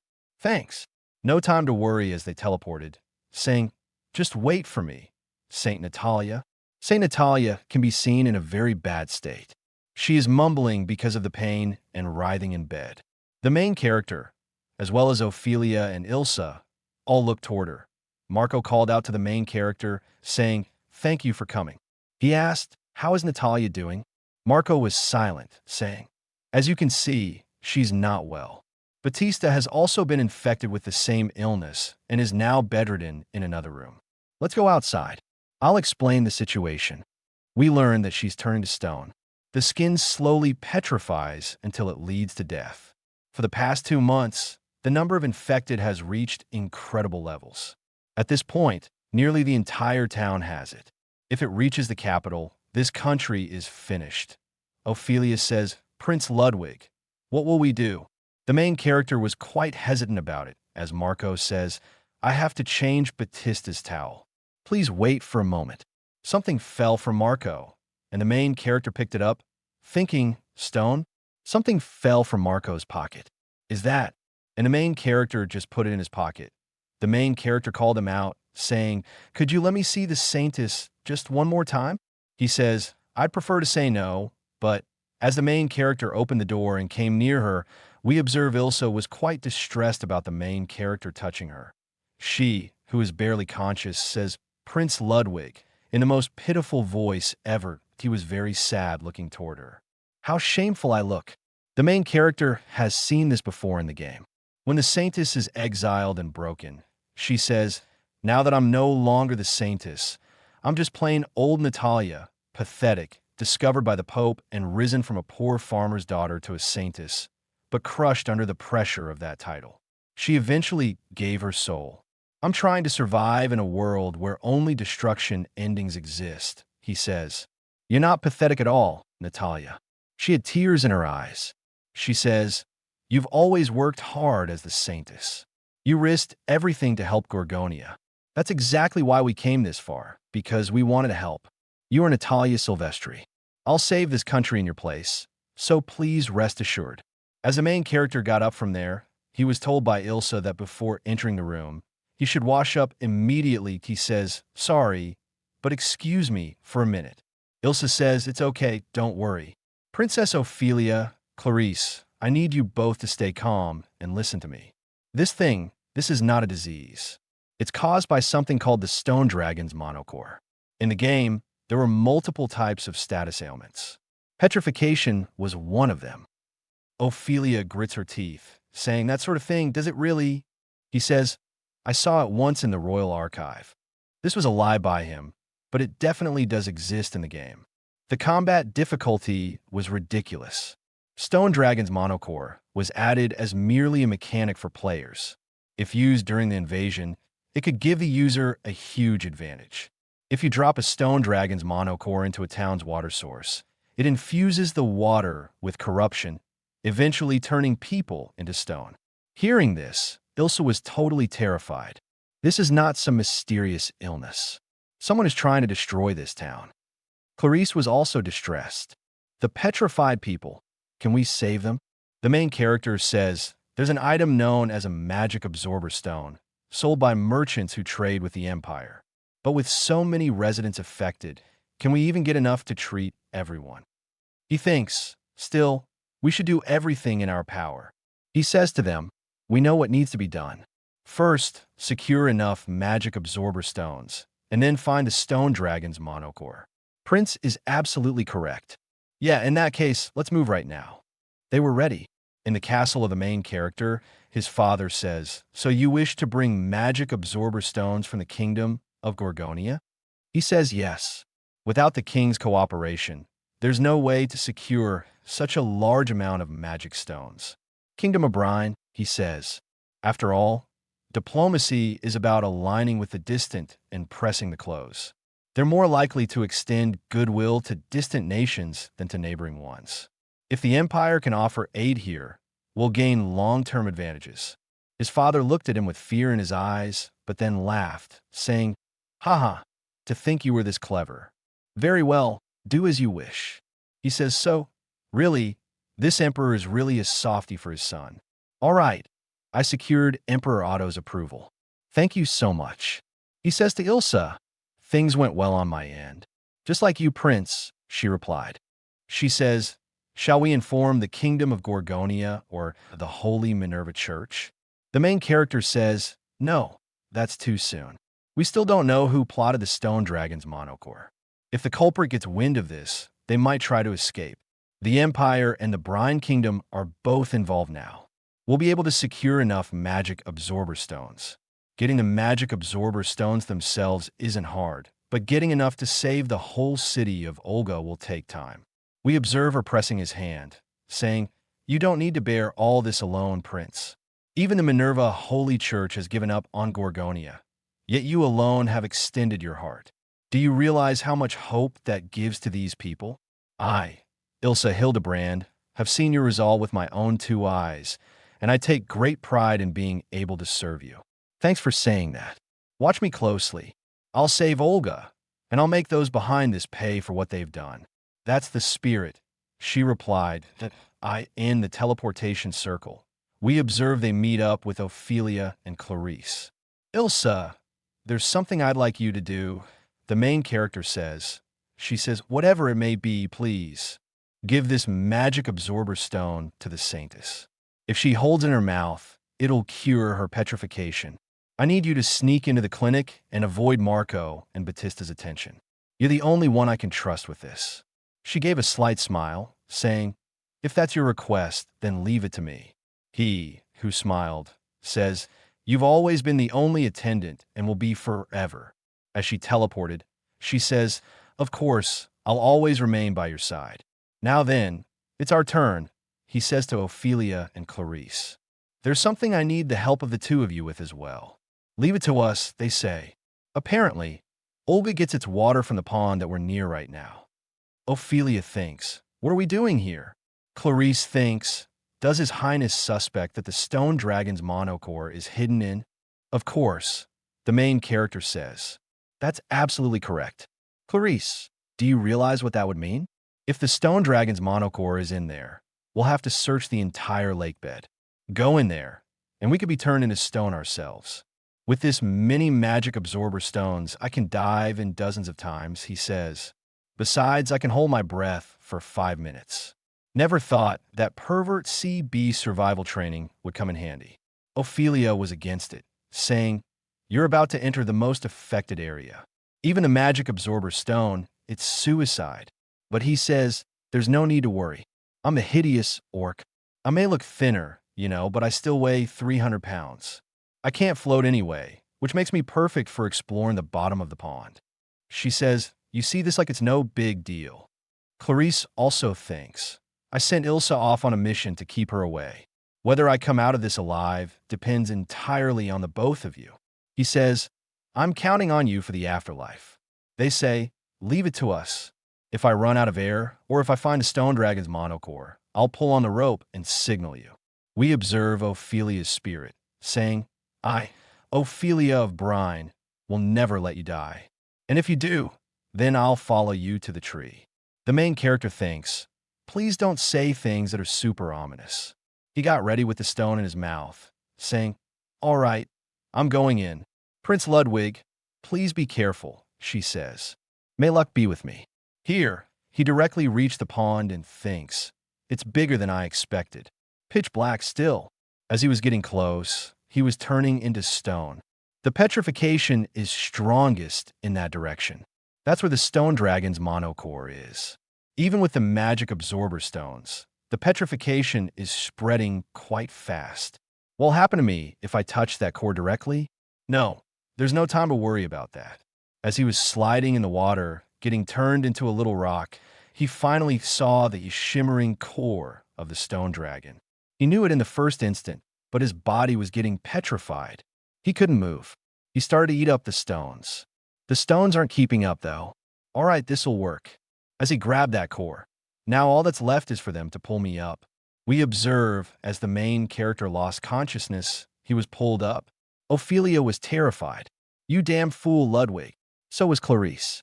Ophelia says to Clarice, give him all the magic absorber stones. Hurry. Looks like I won the bet. We observe them totally covering him with the stones. He can't speak. The petrification even affected his voice. Covered head to toe in magic absorber stones, only his face is sticking out. That's kind of ridiculous. He can move a little bit now. Princess Ophelia, someone called him out. The main character thinks, isn't this amount a little excessive? We observe Ophelia giving him a tight hug. She says, I was really worried about you. I'm sorry. We observe that at the same time, Ilsa came back. She was a bit confused about what was happening as she took the name of the main character. Crap, Ilsa's back now of all times. Did she track me with clairvoyance or something? She rushed toward the main character, throwing Ophelia aside, saying, what happened to you? Ophelia told her. He jumped into the pond himself to retrieve the stone dragon's monocore. Why would you say that? The main character thinks that we observe Ilsa, who, rather than being angry, was on the verge of breaking down. Do you really want to trouble me that much? Do you really want to make me that sad? Every time, she broke down in tears. The main character apologized to her.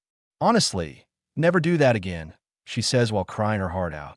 Please don't ever do something like this again. The main character thinks, I won't worry Ilsa like this again.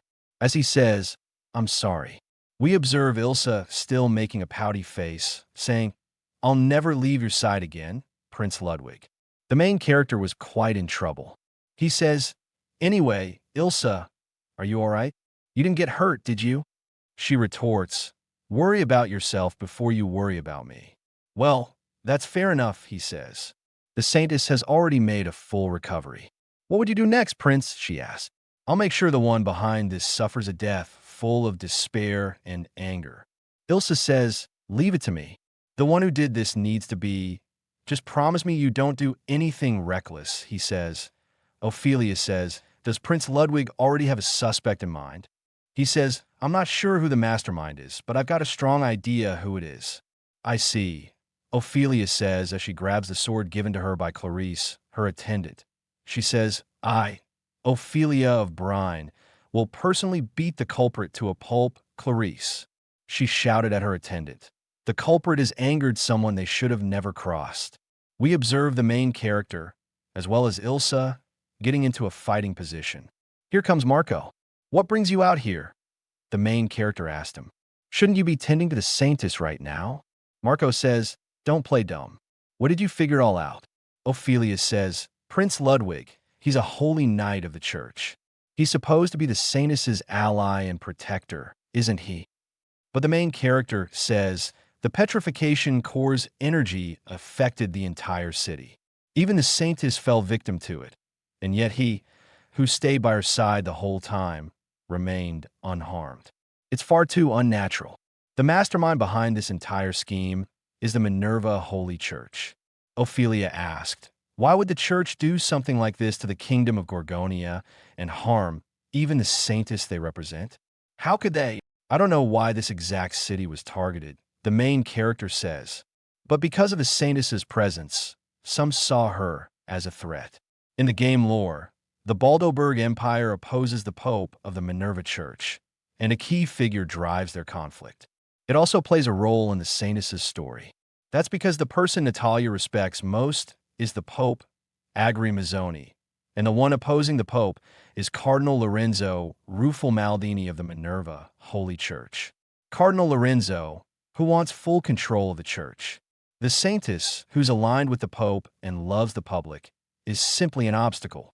We'll get the full story soon, straight from his own mouth, in Gorgonia's prison. The main character says that he senses someone attacking him from behind. This was none other than the foolish Holy Knight, Batista. She says, you're siding with the Saintess's enemy. Was everything you said at the soup kitchen just a lie? How dare you? You're the one who betrayed the Saintess, says this foolish man who attacks the main character out of nowhere. We see the Holy Knight attacking the main character, who asks, what did I even do? What are you talking about? The Holy Knight responds, I saw it myself. The same taste, with a blissful look on her face, kneeling to some wild demon and pleasuring herself. She's never done something like that before she met you. The main character, fighting the knight, thinks to himself, what are you doing saying this? Worshipping a demon is your choice, but at least don't get caught while doing it. The main character, looking at the Holy Knight with a kind yet gloomy expression, says, wait a second, were you spying on her? The man blushes, caught in the act, and stammers, what? Shut up, shut up. He repeats this for a while before declaring, I am her protector. I must watch her every day, 24 hours a day. That's my duty as her attendant. The main character retorts, that's outright stalking her. We see the main culprit from behind, asking Batista to fall back for now. The main character, looking at him, says, then we'll be going. But Batista warns, the next time we meet will be your end, you hideous orc. Even now, though the main character has become a good-looking orc, he's still called a hideous orc. The princess and the other girls protest, wait, we're not letting them get away. But the main character stops them, saying, no, don't pursue them. The princess asks, are you just going to let them go? The main character explains, we know who is behind it. If we report it to the Kingdom of Virginia and the Minerva Holy Church, it should resolve itself. Looking toward the forest, he adds, that's enough, right? Someone emerges from the forest, none other than the Saintess herself, who looks downcast as she steps out from her hiding place. The girls exclaim, you were here? The main character's maid confirms, yes, at Prince Ludwig's request. The main character says, I wasn't about to let you leave alone with a stalker, you know. How are you feeling?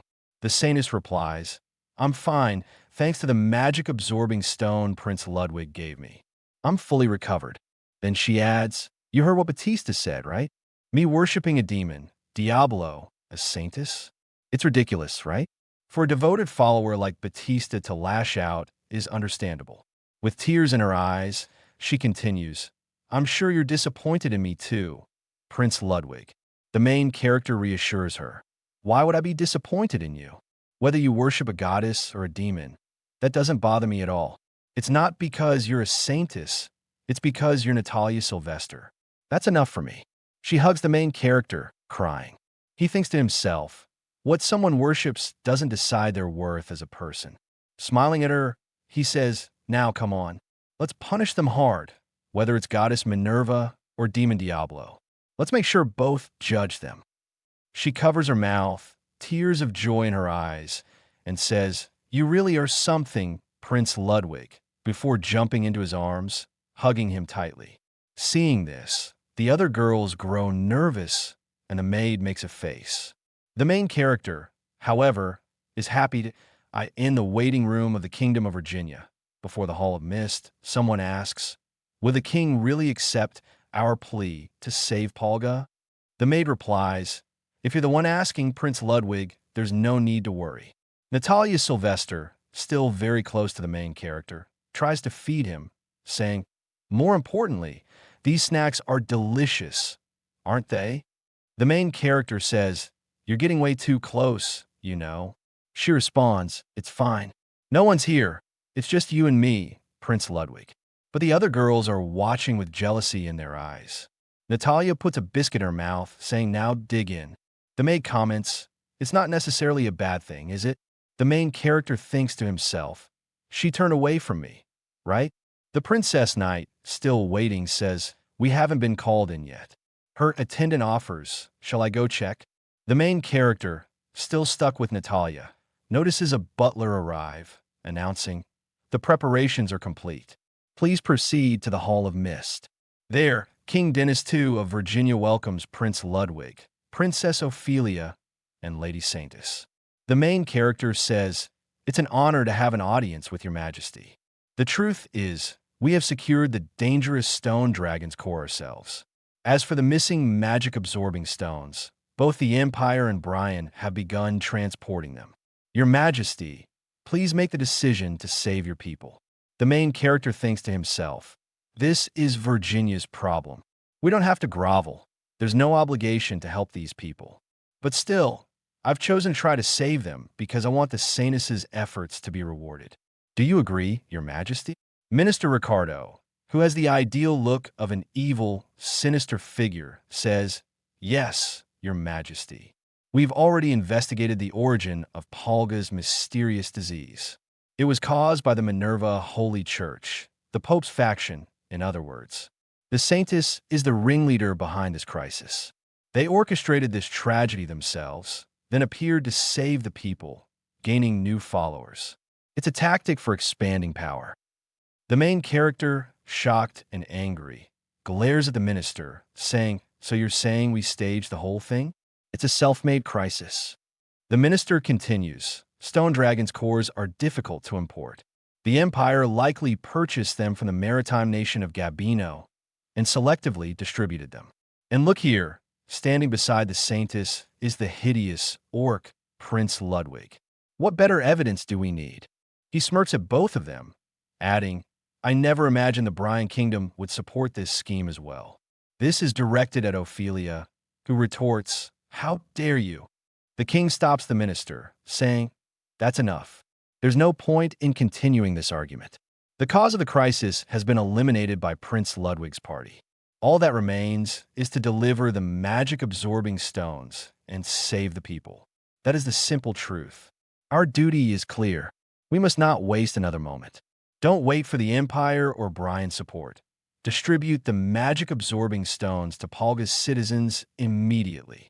The knights bow their heads, the main character smirks, and the minister's sinister plan fails as the gates close. In the waiting room, the maid, sparkling with joy, says to the main character, you've done it. I'm glad King Dennis turned out to be a good ruler who truly cares for his people. Let's move out quickly, all right? Ophelia adds, and what about those traitors? With all due respect, Prince Ludwig, I doubt the cardinal faction will ever admit fault. But we've already secured the Stone Dragon's core, and the Gabino Maritime Kingdom, which supplied them, is one of the Empire's closest trade partners. They'll tell us who was behind it. The main character smirks at the compliment, thinking, so you thought that far ahead? That's our Prince Ludwig. The scene shifts, and we learn that, thanks to King Dennis's swift orders, the magic-absorbing stones were distributed, starting with those in the most severe condition. The Empire also secured a large supply and was ready to transport the rest. Thanks to Prince Ludwig, Polga was saved from disaster. But then, Minister Ricardo arrives with his knights, declaring, "Clear the way, criminal Natalia, the so-called saintess, for the crime of plunging Polga into chaos. You are hereby placed under arrest." This is a new twist in the story. As the knights move to arrest the saintess, the main character stands against them, saying, "I won't let you." Ophelia stands behind him, drawing her sword. The main character challenges, "Are you ignoring King Dennis's command to prioritize Polga's salvation?" The minister retorts, "How short-sighted of you. Prince Ludwig will capture the saintess, the cause of this crisis, and the rest of your group as well. Once the truth comes to light, His Majesty will understand." The main character thinks, so that's what they're planning, to pin everything on us. He realizes the Holy Knight and the orchestrator were in cahoots with the minister. "Don't tell me Ricardo and the Cardinal faction were in on this from the start." He tells the maid, "Clarissa, Ophelia and I will handle this. Get this to King Dennis." The maid, unsure, hesitates, but the main character insists, "Those are my orders." She replies, "Understood. Don't worry, I've got Princess Ophelia here, and I'm actually good at defense. We'll see you later." As they move toward the king's palace, Princess Ophelia uses her Stormbreaker skill, defeating knights left and right. The main character, watching her, thinks, "That's some insane firepower." So reassuring. Ophelia shouts, "Prince Ludwig, incoming." The main character clashes with the idiotic knight again, who accuses, "You're the one behind all of this. My little toy. I'll make the saintess pay for it too." The main character snaps, "Shut it, you pervy stalker." Ophelia tries to help, calling, "Prince Ludwig, are you okay?" But from behind comes the real orchestrator, who says, "You left yourself wide open." He tries to slash Ophelia, adding, "Sorry about this, but I've just decided to switch sides." It turns out he's now on the main character's side. The idiotic knight yells, "Marco, you lunatic!" But the main character kicks him in the groin, sending him to the ground. Ophelia, confused, asks, "What the hell happened?" Marco replies, "Nothing." The main character asks, "So you were with us from the start, right? I was hoping to surprise you a little more, you know." Marco, who always seemed to slack off, was actually guarding the saintess and eliminating suspicions. Even the stone bits were a diversion. The idiotic knight rages, "Betraying us for the ugly orc? You'll pay for this, you traitor." Even with Marco on their side, being surrounded is tough. Then someone arrives, Elsa, the maid, announcing, "My lady, reinforcements have arrived." Marching with grand posture is none other than the Pope of the Minerva Holy Church, Argueta Monzoni. She declares, "Stop. I've heard everything. You must have quite the reason for trying to pin this mess on my dear Natalia." To the minister, she says, "I've brought evidence proving Natalia's innocence. Shall we take our time and talk?" She gives a death stare to the minister while approaching the main character, saying, "Your crown Prince Ludwig of the Baldivorg Empire, correct?" He confirms, and she adds, "Natalia often speaks highly of you. It took some effort to catch these scoundrels who tarnished the Minerva Church's name. Since we're all here, let's make everything clear. Would you care to explain yourself, Cardinal Lorenzo?" The cardinal looks sheepish as she approaches the minister, saying, "Are you too ashamed to speak? Then allow me to lay bare your crimes. Let's start with the Stone Dragon's core supply chain. You purchased them from the Kingdom of Belga. Belga, that's Sophie's home country. So, Lorenzo has ties with them too." She explains their connection. "King Dennis has arrived. He came here with the Pope."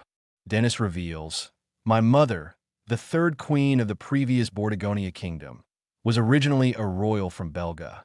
Many nobles, including Ricardo, supported her. I became king solely because of that faction. The Pope adds, Lorenzo and Riccardo are quite close. We even found many letters from Lorenzo's estate, Your Majesty. This is a conspiracy.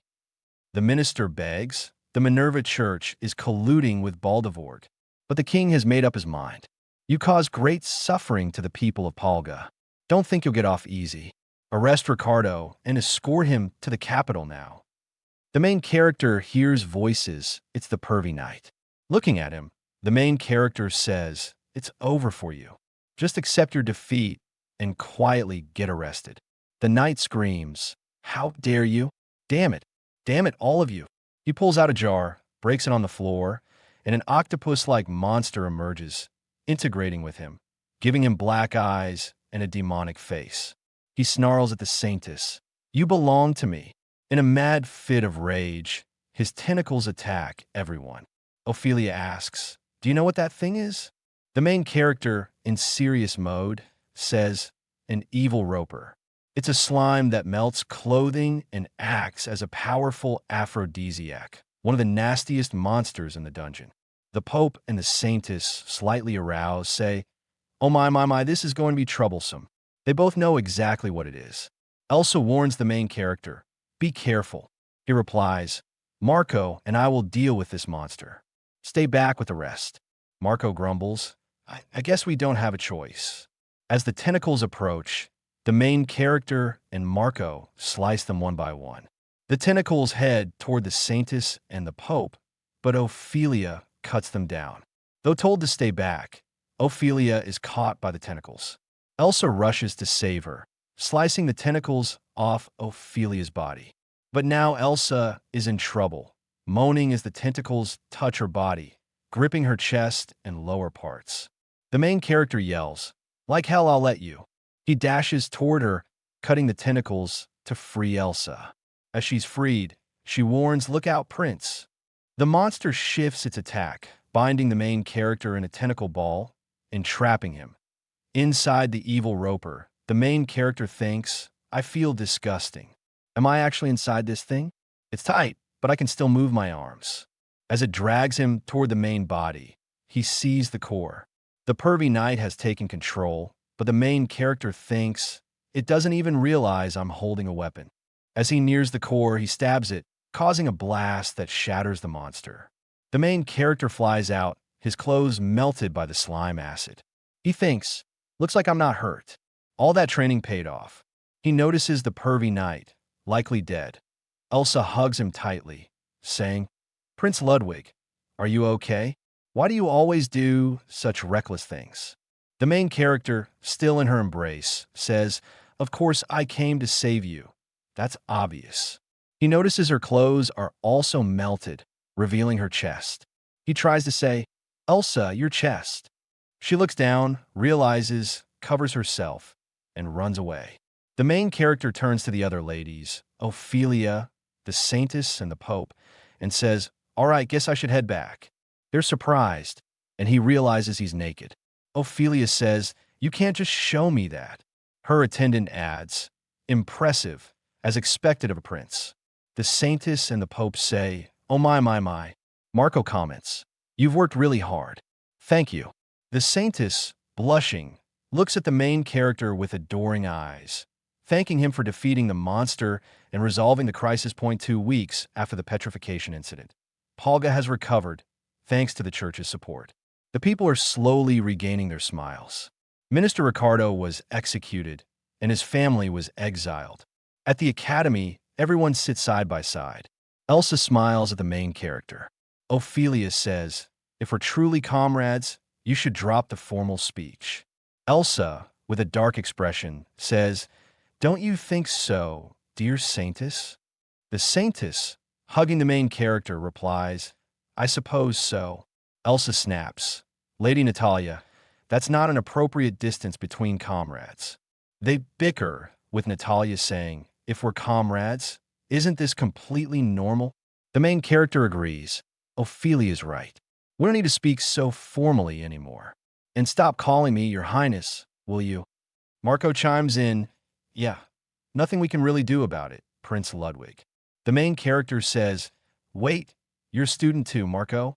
He replies, I finally got out of that armor. Now that the immediate danger is gone, I can breathe again.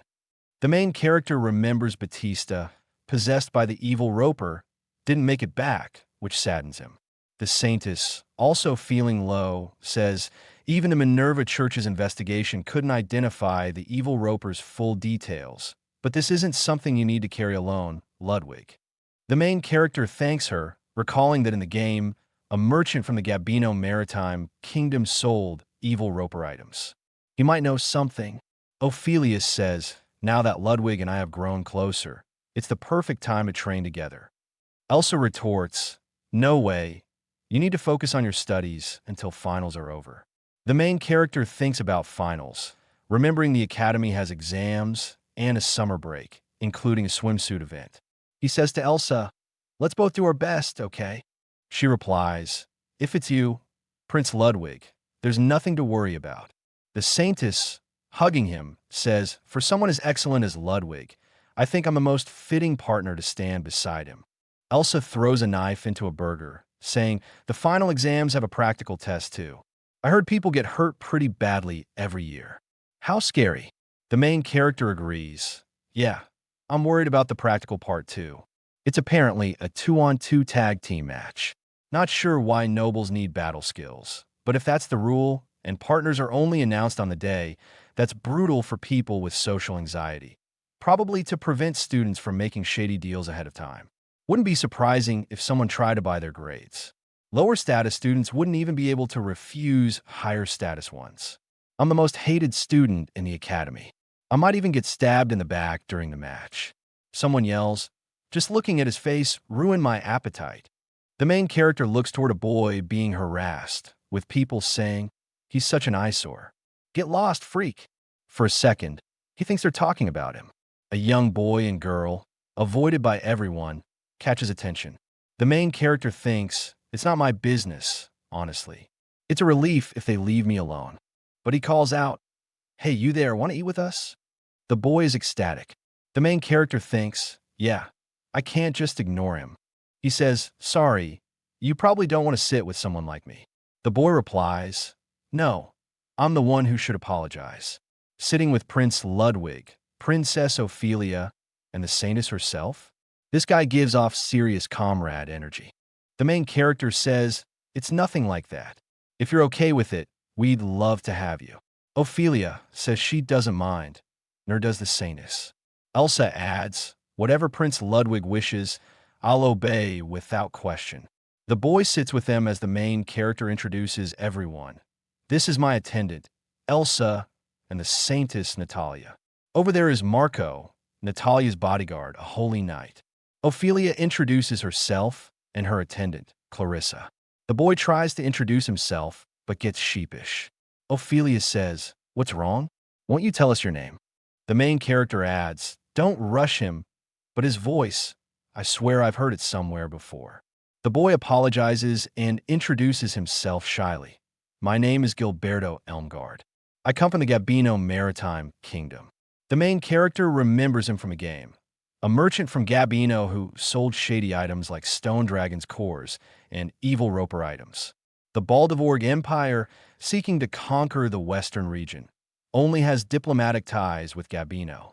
Gilberto says, Prince Ludwig, our country is quite indebted to the Baldivorg Empire. Ophelia remarks, so you're from the merchant nation. Our kingdom has no relations with them, but I've heard the rumors. Poison, narcotics, slaves, weapons, and armor supplied to warring minor states. Merchants of death. Pirates form the basis of your nation. The main character responds, you're known to conduct inhuman trades without remorse. Ophelia, but I don't see what that has to do with Gilberto himself. Gilberto says, sorry, I think I'll just go eat somewhere else. While Gilberto was said to get lost, from there Ludwig says there is no need for you to leave. He vouched that I am the ugly orc who should be walking away. Hearing this, we see his maid was quite proudly looking towards him while Ophelia was quite a bit shocked. We see a sorry coming from Ophelia's side. She says, Ludwig is right. I can't believe I lost my composure like this. The same taste herself says, same here. I didn't see Gilbert for who he really was. I was this close to spending lunch alone. Then he called out to Gilbert, who was shaking. Gilbert readily cried right in front of all of them, saying thank you, while everyone there had quite a bit of a smile. We see the maid saying, Ludwig-sama, you really never change. Poor Clarice has her hands full. While he was sitting, Gilbert came there and says, there you are, Ludwig. I'll help you study again today. We see she as well as Ludwig both look behind and say, Gilbert-sama. We see the main character explaining to him, it's an honor to have an upperclassman like you join our study group, but every single day is a bit too much. He could not understand why Ludwig was saying that. We see Gilbert saying that it's your first time taking finals, right? Wouldn't your grades be way better if a sensei like me, who knows the questions, tends to help out? Well, it was a fight between a wolf and a chihuahua, and the main character was just enjoying it. Ilsa says, Ludwig-sama has me for that. Then we see a girl a little bit away says, Ludwig-san, I am stuck on this part. Then Ludwig just got there and says, just a second. Natalia, the saintess who has seen all of this, was laughing as she says, he can hold his own against Ophelia in swordplay, and he excels academically too. Truly, the Empire's rising star. We see him teaching all of it to our saintess as she really looks towards him blushingly.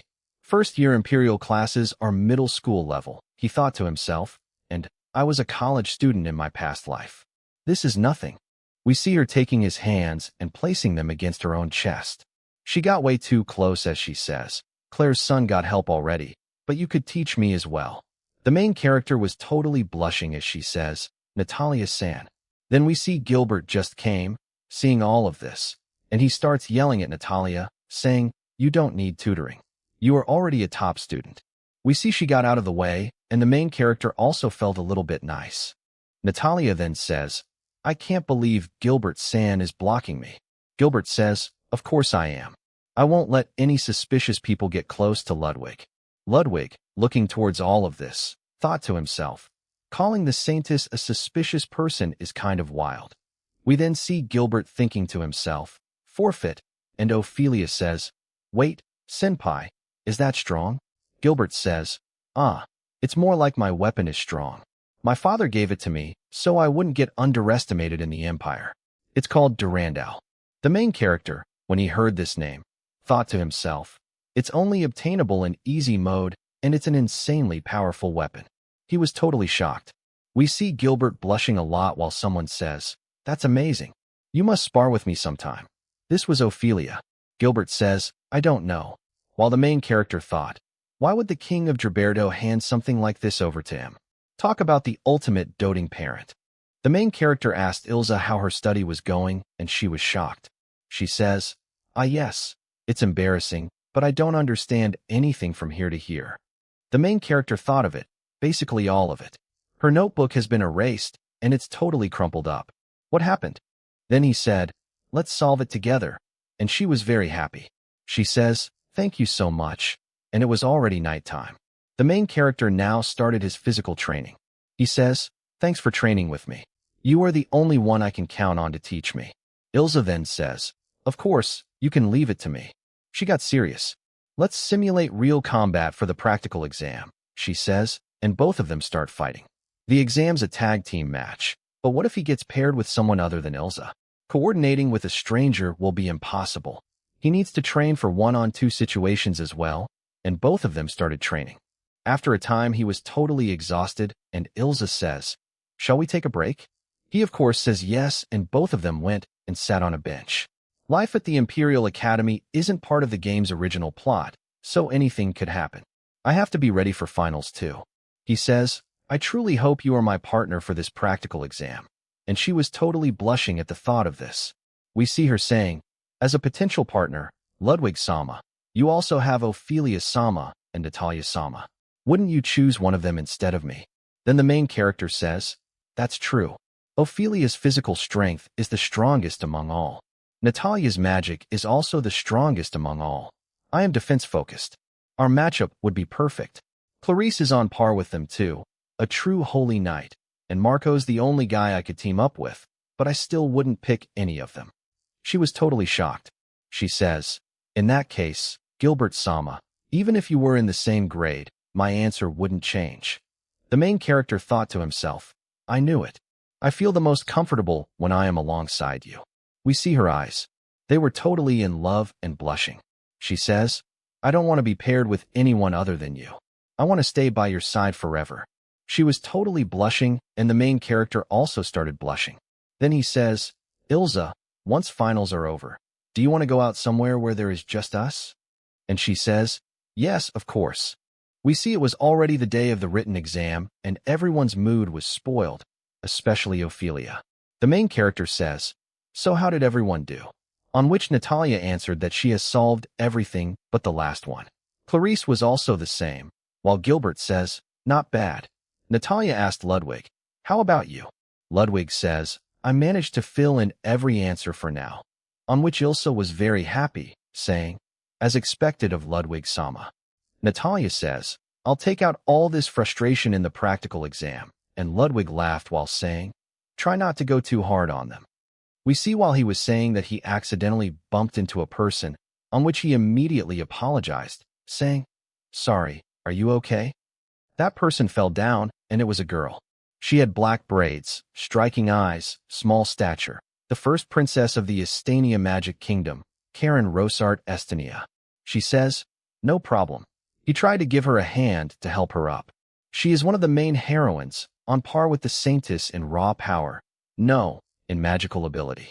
I can't believe even she transferred to the Imperial Academy. A classic cold-type heroine. Not a single soft moment. Even basic social norms don't apply to her.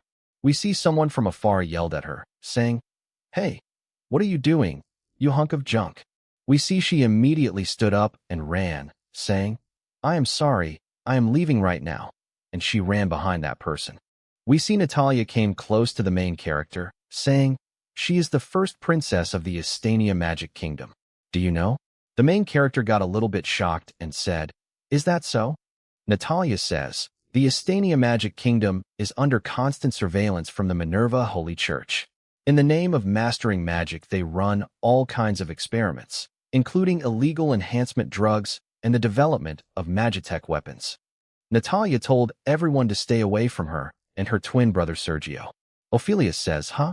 But a country is one thing, a person is another. Judging someone at a glance would be repeating the same mistake as with Gilbert Senpai. Well, Natalia says this time it is quite a bit different. Gilbert says laughingly as he came, saying, are you guys talking about me?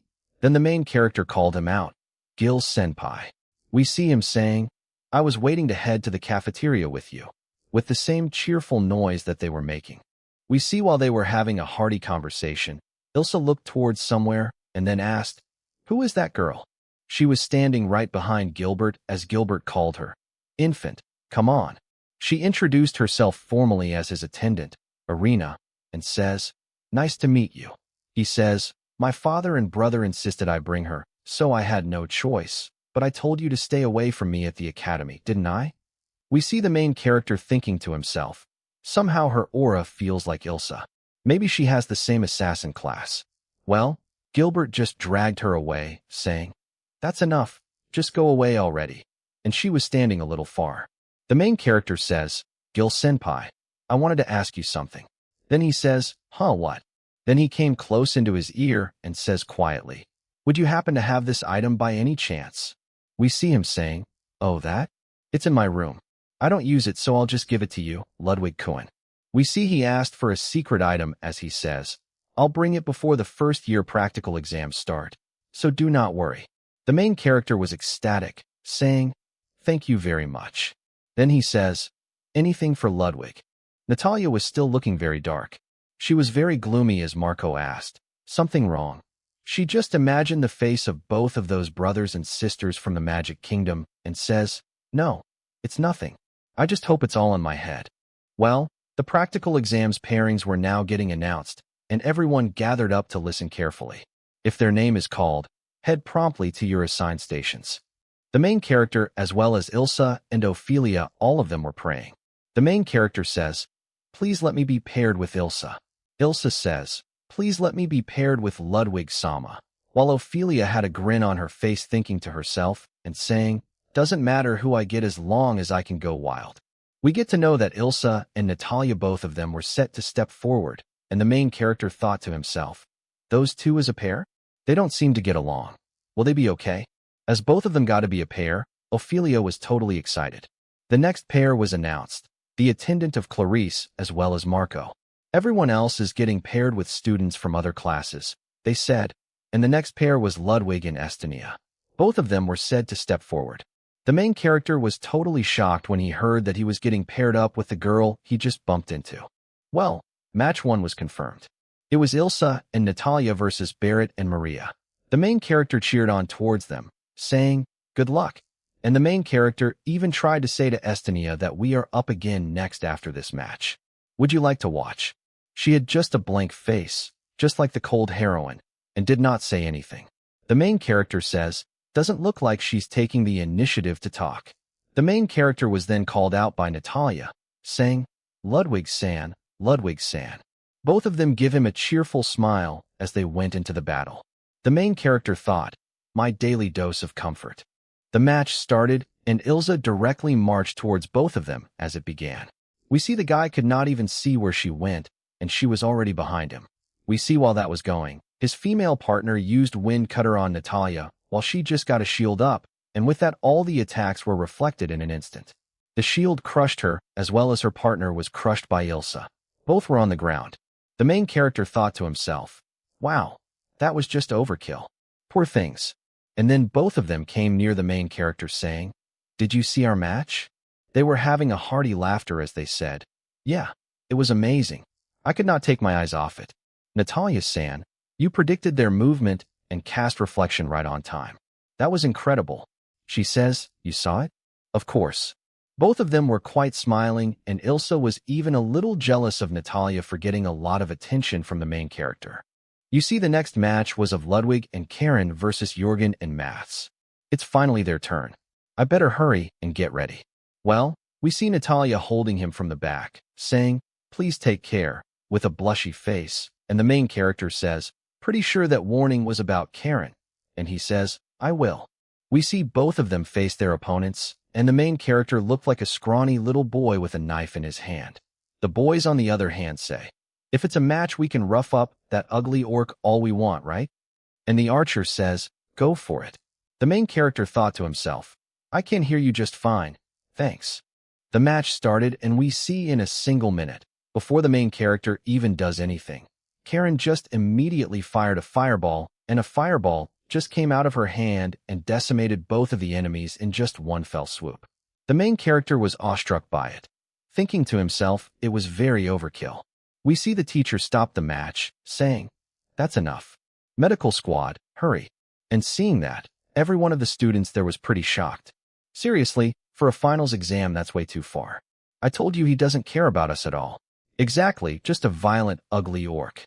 The main character didn't even do anything, and he was getting framed, while Ilsa came close and says, "Ludwig-sama, excellent work. The shield that you were using, you noticed. It was the shield of Gilbert. His father gave it to him along with the Durandal.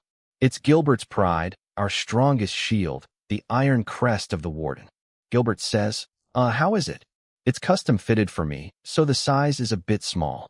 The main character says, "It's small but perfect for one-handed, Gil." The main character says, "Are you sure I can really have this?" And he says, "Yes." He says, "I do have one favor to ask in return," and we didn't get to know what the favor was. "Well?" Elsa asked. "I see. So you got it from Gilbert-sama. Sadly, I didn't get a chance to use it, though." "Well," Natalia says, "Well, I'm just glad you are okay. We still can't rule out the possibility of her using a Magitech weapon." Ophelia was very angry. She came there ranting, saying, "No thrill at all in that fight. It was boring." Then she yelled at Ludwig, saying, "Hey, Ludwig." And he took her name, Ophelia. That fight was quite unsatisfying. He says, "Hopefully I get to fight someone that is stronger than me next." That said, the magic weapon is still very much active. That's what Karen is, a prototype created through weapon research by the Estania Magic Kingdom, treating their own princess like a weapon. Unforgivable, right? Even if it's just game lore, it's still cruel. Karen's character setup includes a side effect from her Magitech core, status alignment overdrive. When triggered, she launches indiscriminate AoE attacks. In-game, it's limited to 5 turns, but here who knows how long it might last. As her partner, I need to be extra careful not to trigger that. That concludes the first match for these first years. After a short break, the next matchups will begin. We see everyone was very excited as it was the turn for Marco and Clarice, and the main character even said, "Let's go." When we see Sophia was there and she was talking to someone, and the main character recognized her in an instant. He thought to himself, so that's Clarice's twin brother, Sargo. Anytime Sophia is talking to someone, I can't help but feel like she's scheming something. I truly hope I am wrong and overthinking on this. The main character called, Ilsa, see, can you tell what Sophia and Prince Argo are saying over there? And she says, leave it to me. She noticed their smirking faces as well as their face movements and started to decode what she was actually saying. Both of them were having a conversation, and she just hid her face getting to know that. She says, well, that was very unexpected. And the main character asked, what did they say? Well, he described Princess Clarice's magic as performance. The conversation started with the upcoming test, and then Prince Sergio went on to praise her abilities. Honestly, it sounded to me like the Magocracy of Estonia was trying to sell their magic weapons to Belga, and he said they demonstrate even greater performance in the second match.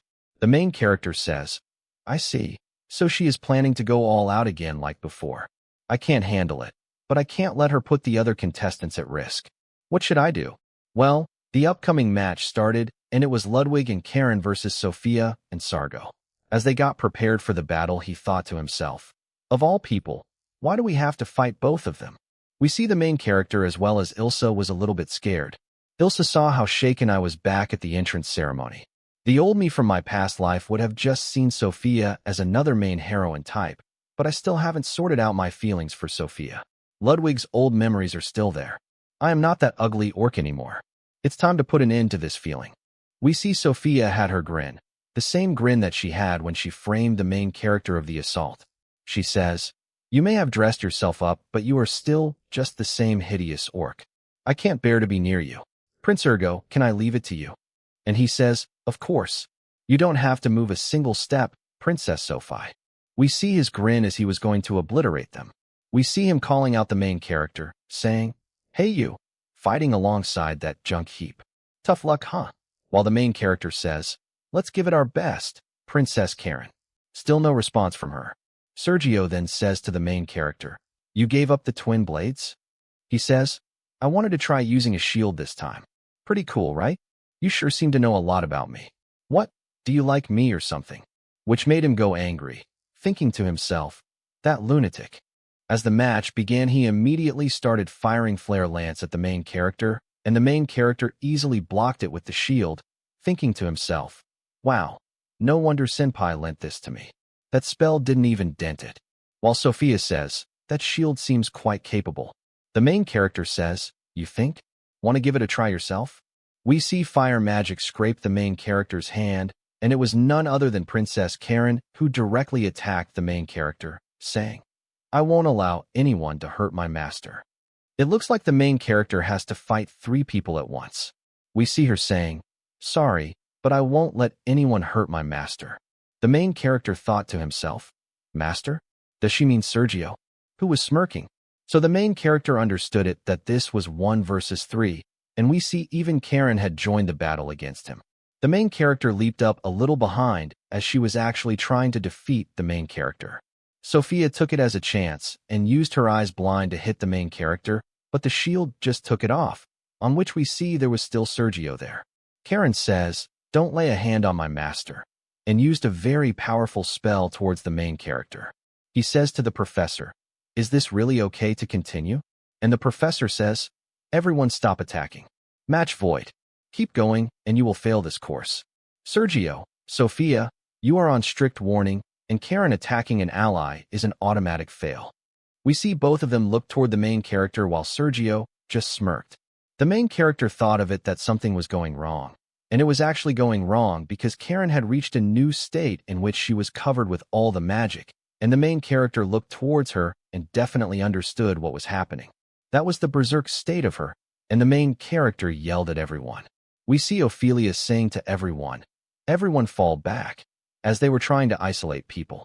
Everyone ran inside the academy as she was actually going mad. Run for your life. She started to use all the AoE attacks, saying, eliminating targets.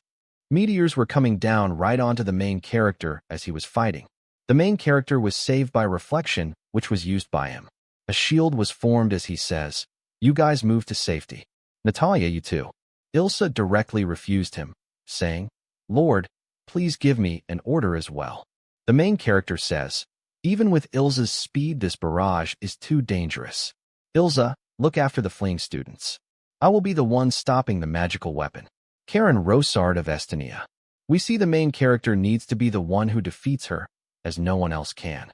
We see her starting to focus her attention towards the main character as the main character says, "Now then, let's begin. Just you and me. A fight between the two of us." And she was already going rogue, saying, "Enemy elimination target." She started spewing out magic from her hands, which seems like unlimited. The shield was the one that was protecting the main character as he says to her, "Is that all you got?" We see she was just repeating one thing again and again. It was elimination.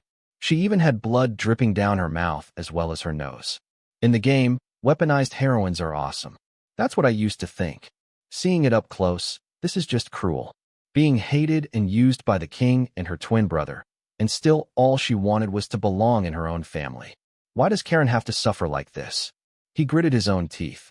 We see the poor state of her as she says, "Tell me one thing. Why do you always look like you're about to cry?"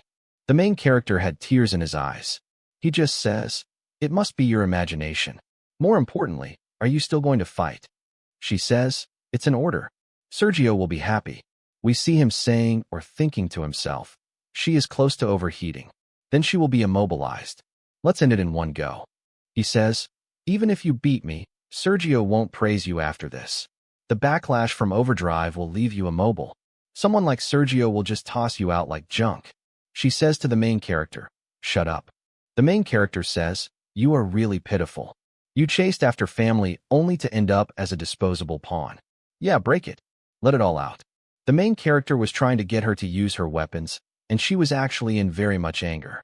She was hiding away from the truth. She tried to say, "Shut up, shut up, shut up," quite a lot of times, and then she used a very powerful spell on the main character. There were meteors coming from all of the directions, and the main character was using his shield given by Gilbert to try to block all those meteors. He says, "Your feelings, grief, your pain, your frustration, everything. I will take all of it at once." With that barrage fell towards the main character. A large explosion happened, and while the mist cleared, it was Karen there who was about to fall. The main character got up close to her, and he held her. Then he saw there was something on her neck, and he got that thing out. We see as he got that thing out, her twin brother came and says to the main character, "Don't touch her. That is my sister, Estania's first princess, Karen Rosart." Then he says, "An ugly orc wouldn't dare lay hands on her." The main character says, "No. After causing a disaster like that, she will be taken into custody. Be ready for the worst, even capital punishment." He says, "Don't be absurd.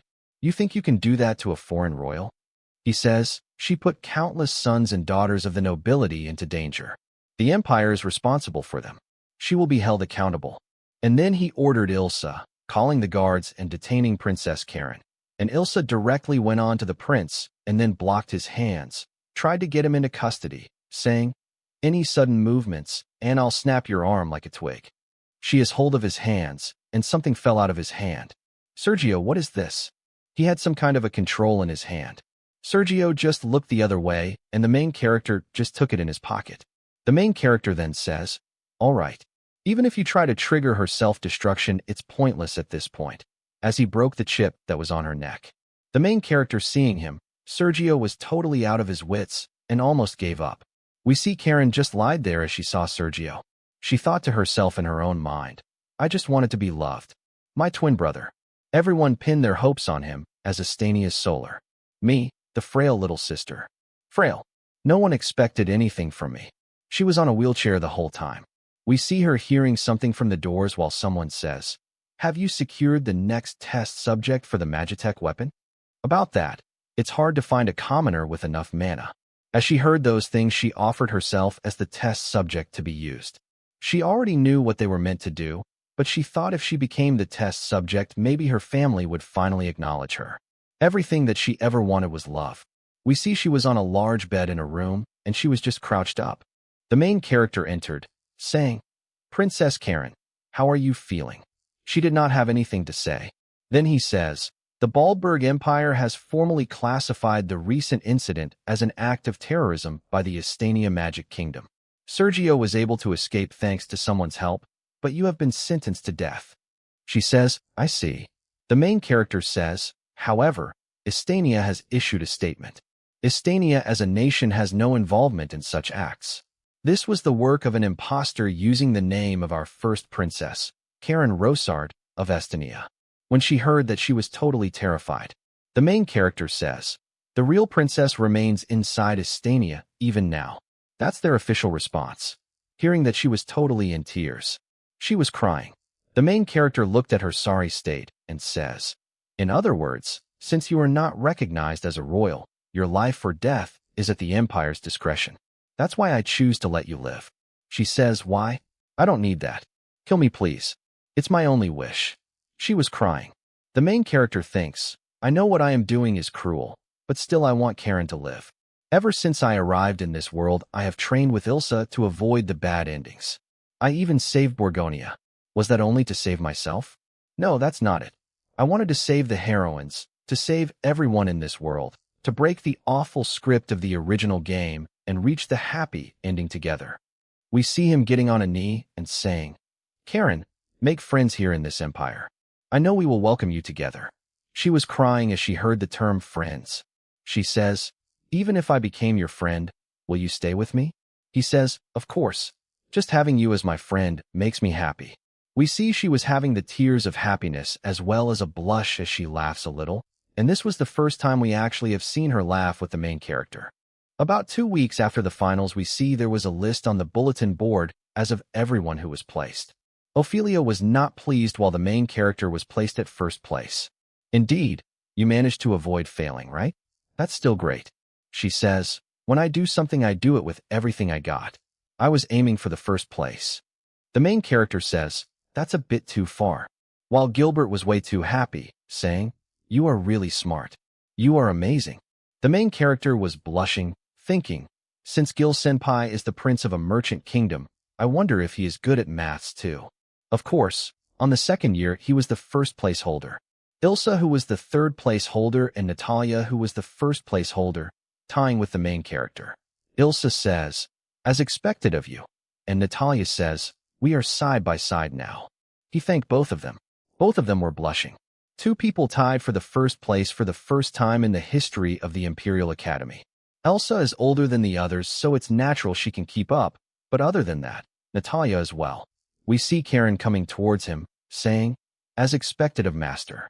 I have nothing but respect for you." We see this was seen by both Elsa, Natalia, and Ophelia as the main character says, "Thank you," to Karen. Ilsa says to Karen, "You are being way too free around him." She says, "This has nothing to do with you." Ilsa says, "You are appointed as his attendant. Don't forget that." She was yelling at her, and then both of them hold his hand, trying to push their breasts towards his hand, saying, "Which makes me superior, so you follow my orders now. Let go of him." But both of them did not. Natalia then came closer to him, saying, "Our attendants certainly keep us busy, don't they?" The main character was laughing, saying, "Yes, they quite do. I have a feeling in my stomach things are only going to get worse from here on out." We got to know that summer break was going to start from the next day, but don't slack off training during that time, the dean of the academy says. Everyone started leaving, and the main character was walking the hallway with both Karen as well as Ilsa. He says, "Finally we can take it easy for a whole month." And Ilsa was happy as well. We remember their past conversation on the bench where he says, "So do you want to go somewhere together after the finals?" That writes Elsa. When at the same time Gilbert came, who says, "Ludwig Kuhn," about that promise, and the main character says, "Gilbert." While we see both of the girls looking towards the main character doggedly, he says, "Don't you remember? In exchange for giving you the iron crest of the warden, you promised to come visit Gabarreau. That is the name of his kingdom. To be frank, I said yes in a heartbeat because I wanted that OP shield. Now that you mention it, that was a thing." We see Gilbert saying, "Ilsa and Karen are coming too, right? We will give you all the best welcome." Yeah, it will be a little sightseeing trip then. It is settled. Elsa, please don't give me those death stares, as because they were going to spend time together. This makes me remember of my own life. Anyway, going back to the script. We see they have landed in the Gilbert Maritime Kingdom, and the main character thinks that it is fabulous. The Gilbert Maritime Kingdom is a trading nation made of small islands. This is its capital, Sakria Island. Karen saw it and says, I never seen the sea before. While we see it was Gilbert who came to pick them up. He was dressed like a scout boy as he says, we have been waiting for you. It's been so long being apart from so long. The main character thought to himself, it's only the second day of break though. As the ships were parked, Gilbert says, we will take a boat from here to the palace. And they got onto the boat. The main character looked towards everything and was amazed. Then Gilbert says, the deck's gonna get a bit rocky, so hold my hand. The main character says, thank you. And while he was going to give his hand to Gilbert, it started rocking here and there, and the main character tripped behind. We see that the water level got up quite because of the rocking of the ship. He fell down into the sea. Seeing that, Ilsa as well as Karen both were quite a bit worried, but people threw down a rope and the main character was saved. He thought to himself, this is bad. We are sinking. Then Gilbert was the one who gave him his hand, saying, are you okay? As Gilbert got him up, the main character says, yeah. But the main character was quite a bit shocked when he looked towards him because we see that Gilbert had boobies. While the main character was staring at him, Gilbert also noticed it. We see he was totally blushing as he slapped the main character right in the face. The main character couldn't understand anything, but then says, Gilbert Senpai is a girl. He thought to himself, we see a person came on the dock as he says, hey you punk, how dare you touch my sister? This was none other than the enemy of all lonely men, Massimo. We see Gilbert calling him brother. He looked towards Ludwig like a little ant or an insect and says, is this the Ludwig guy you told me about?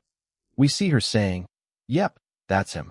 Then he stroked his blade in the ground, getting it deep inside the concrete, as he says, you got some nerves to lay your hands on my precious little sister? The main character was totally unable to understand anything. Gilbert Senpai is a girl, and her brothers are full-on street delinquents. My head just can't keep up. Then he says, Ilsa, for a little help please. But Ilsa as well as Karen both were still giving death stares to the main character. That's the kind of look people would give to men who hurt women. We see him commanding his people to get an anchor now and stop the ship, and they rush to do that. We see the little delinquent of our Gilbert says to the main character, you fish food punk. The main character thought to himself, I am getting drowned. He imagined himself getting tied out to an anchor and be thrown into the sea, but Gilbert stopped him. She says, stop it, big bro. He says to him, to the lunatic who broke Gilberta, this is the only justice. Well, she says to him, you try it and see. I will never forgive you, brother. And we see this face. He had sweat on his face as Gilbert gave him a hand once again, saying, sorry, Ludwig Cohen. Are you okay? The main character says, oh, you saved me. We see someone walking as someone says, I wonder what the commotion is all about. This is Antonio, another older brother of Gilbert. He says, Massimo, you almost turned this into a diplomatic incident. Rain in that hot head. We see him saying, my deepest apologies. Welcome to Gilberto, Prince Ludwig. And Ludwig says, nice to meet you.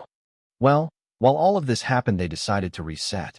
This is the royal family's private beach, and it looks like Gilbert is actually a girl with quite a big chest.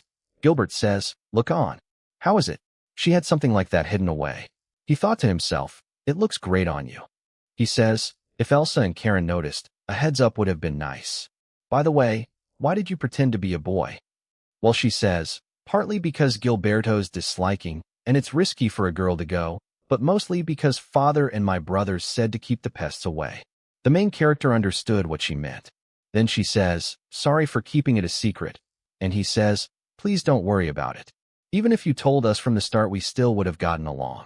The fact that you are a senpai I respect does not change with this. We see she just blushed at this, and the main character is a real sweet talker. She says, you really just say that stuff so easily. Well, she got on for a swim and says, okay, time for a swim. The main character thought to himself that aside, it was Karen who says, I want to mod my chest like Ilsa or Gilbert Tayson as well. The main character looked towards Karen and says, Why are old-school swimsuits a thing in this world as well? Well, we see around the umbrella there came a person. It was none other than Elsa, who called out the main character for a moment of his time. The main character just stared at her breasts while she says, "We have to be careful about those brothers." The main character couldn't understand, but says, "Yeah." Then she explained, "You could call it overprotective, but that conviction fueled with aggression is quite a bit dangerous. And my gut says there is still one more brother."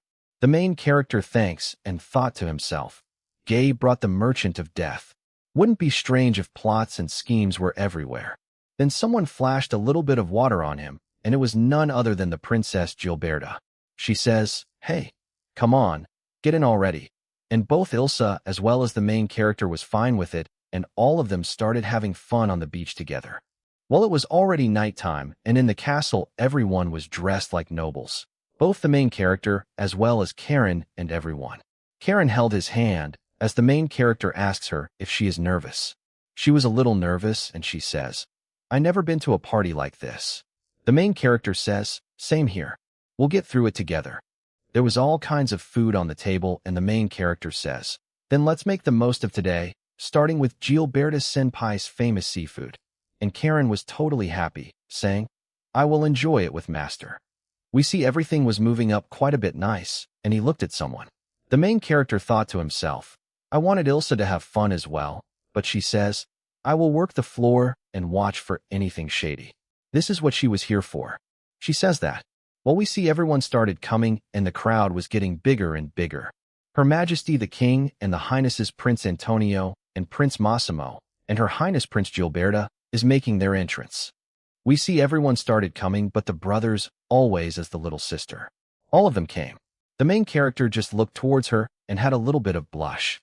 "Senior Gilberta." "So that is the king, Francisco Pietro Gerbrat."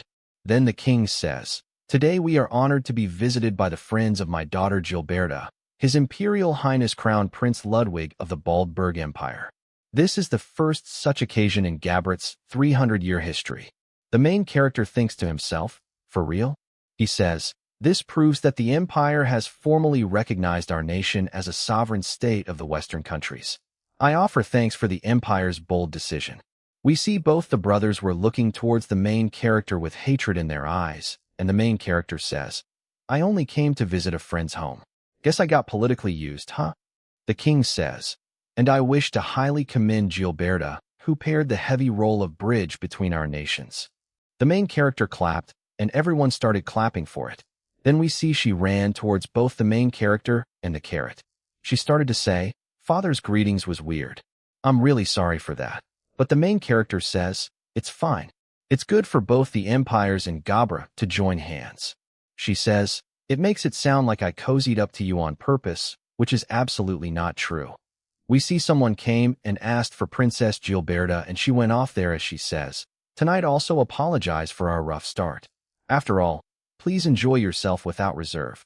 The main character thanked her, and Karen just looked a little bit unsatisfied about it. We see a few hours have passed, and all three of them have gathered up. The main character says, "His speech did throw me off, but we paid our respects to the king." Well, everything stayed peaceful after. We see in Zayson, "I spotted nothing suspicious from my side either." And on the other hand, we look towards Karen, who says, "The food was delicious."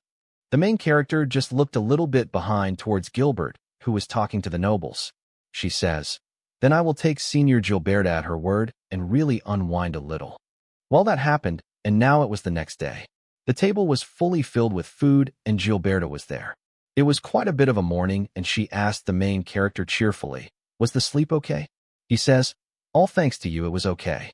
Then we see Ilsa saying, "I will go help with the survey," but Gilberta says, "Absolutely not, Elsa. Yesterday was a banquet, so it's a special case. Normally you are all my dear guests." And she says, "So come eat with us, yeah." Then this plea of eating was so sincere that even Ilsa melted by it as she says, "As you wish." Well, seeing all of that good food, Karen says, "Let's dig in." And the main character was pushed. The main character tried to say something to Karen, but Gilbert just laughed and says, "Looks like Karen can't wait either. Let's eat." All of them sat up to eat, and all of them started. Gilbert says, "Let's eat and get as many seconds as you want." The main character started saying, Then let's dig in. And as he took his first bite of food, we see his senses strangled and his mouth totally gobbled up, and he spit that food on the ground and fell onto the ground himself. We see everyone run towards the main character, both Karen as well as Ilsa. While the main character thought to himself in this pain and agony, "The back of my throat burns like fire." He was coughing up blood, totally dripping down on the floor. This, could it be? No way. We see Elsa yelling towards Gilberta, saying, "Hurry up, a healer and a priest. Get them." The main character, who thought to himself, "Did I just hit a bad ending?" as he was going to die. We see Elsa once again was on top of the main character and yelled towards Gilberta, saying, "Quickly get a doctor and a priest." Gilberta says, "Right," and she ran through the door. The main character was poisoned and she thought to herself, "It's acting this fast." Elsa was totally worried. Then Elsa looked towards everyone nearby, and Karen, who had already taken the initiative of binding the servant with her fire in her hand. We looked towards her. She was totally angry as she says, "Just hold still." The girl, who was laying on the ground tied, had some kind of a vessel that was laying open. We see someone with their eyes totally in agony saying, "This damn woman." We see till this time Gilberta had brought the priest as well as the doctor, who now are taking care of the main character. Gilbert tried to come close to Ludwig while she was crying, but Elsa totally yelled at her, saying to stay away and do not come even a bit closer. We see this scared the crap out of Gilberta as Elsa thought to herself, "How could I not realize what Ludwig's position means here in Gabrot? This is all my fault." Then she slapped that attendant ruthlessly to make her talk. Who did this? We see she was beaten to a crab by Ilsa, but still did not say anything. She says, "Until I get every detail about that poison, I won't let you die." When we see Karen calling out Elsa, on which she asked, "What is it?" She says, "You are forgetting something." We see her calmly saying that someone who can save the main character. She thought to herself, "Louis Sama." Then Karen says, "Natalia. With the saint's light magic, maybe." Elsa thought to herself and got the thought that she can't let her anger consume her.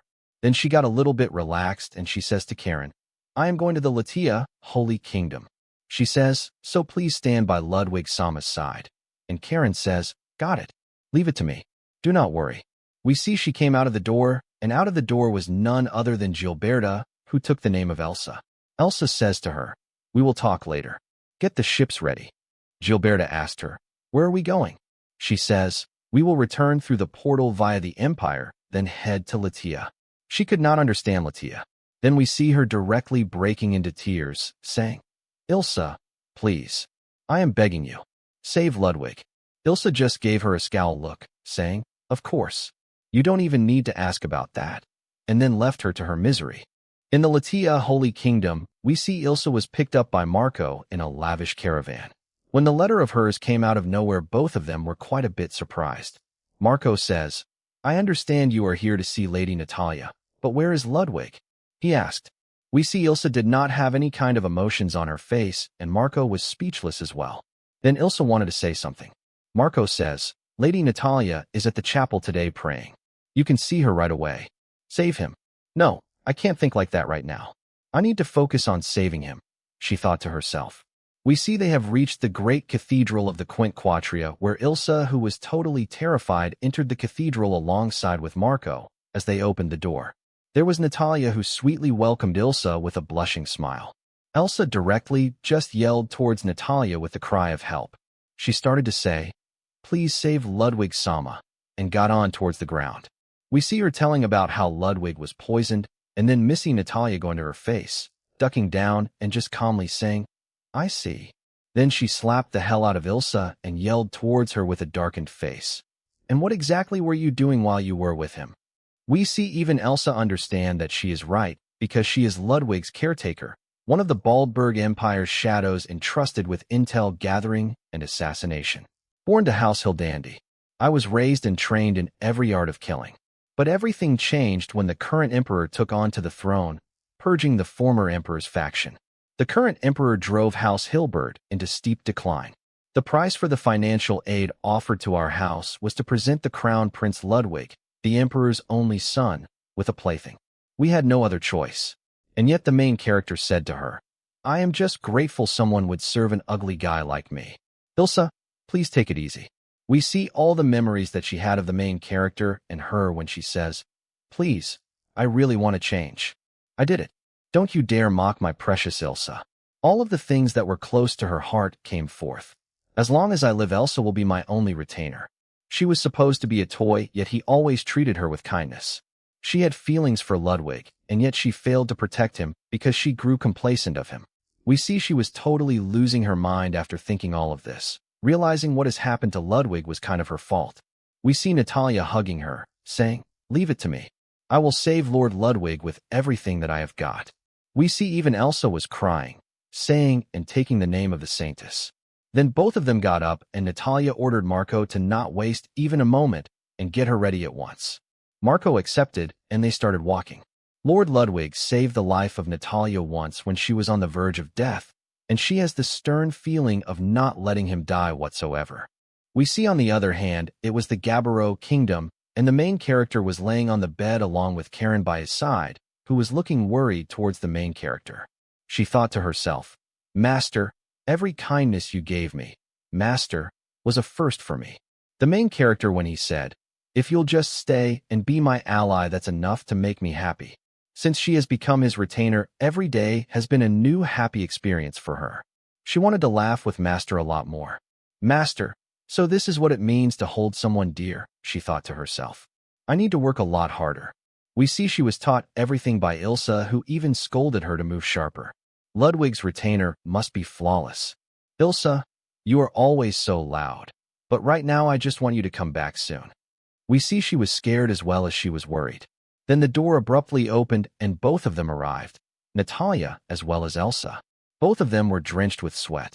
We see Karen was so overjoyed by this she had tears in her eyes as she says that she was waiting. "Lord Ludwig, you're going to be okay." As they closed the door, we see Ilsa was alongside the bed of Ludwig, who says, "Lady Natalia, will you save any moment now?" Missy Natalia started her chanting. We see her using her hand and chanting the spell. "Goddess Minerva, please save Lord Ludwig. If he survives, I won't ask for anything else." Ilsa prayed to the god, saying, "If you want a life, you can take mine, so please." As Natalia used all of her power, she thought to herself that she had never seen a poison this vicious. His life force is the only thing keeping him alive. "I don't even know if my detox magic will work on this. No, I will have to stay here." She thought of the memory when the main character says, not because she is a saint, but because she is Natalia Sylvester. We see she gritted her teeth as she made a decision. She doesn't want to lose him either. We see she used the spell Antidote on him, and a large cluster of shining light emerged. Everyone was praying to the goddess Minerva. The main character, who was at death's door, had blank expressions. He thought to himself, "Where am I? I am sure I drank the soup and then logged out. This light, what is that?" We see as he came close to that light, he looked towards somewhere. This is Ludwig, the ugly orc.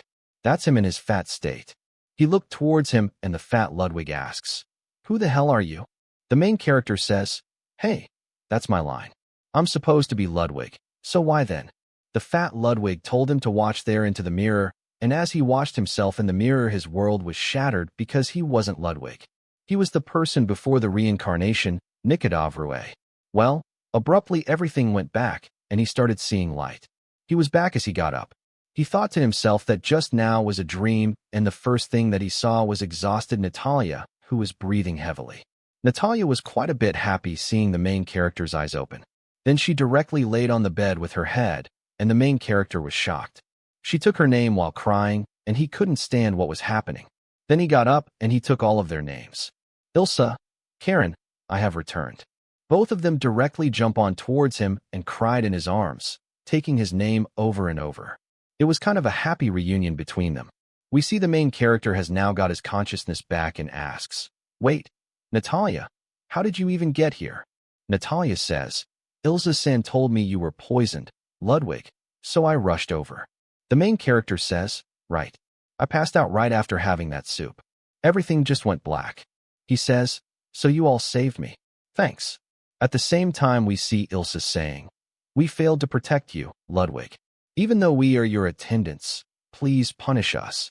As both of them got onto the ground, the main character looked towards them with a blank expression as both of them were crying their hard tears. He tried to get off the bed while Natalia told her, Ludwig-san, you shouldn't push yourself. As he got onto the ground, he said to both of them, please look up. He says that, I'm just glad both of you are okay.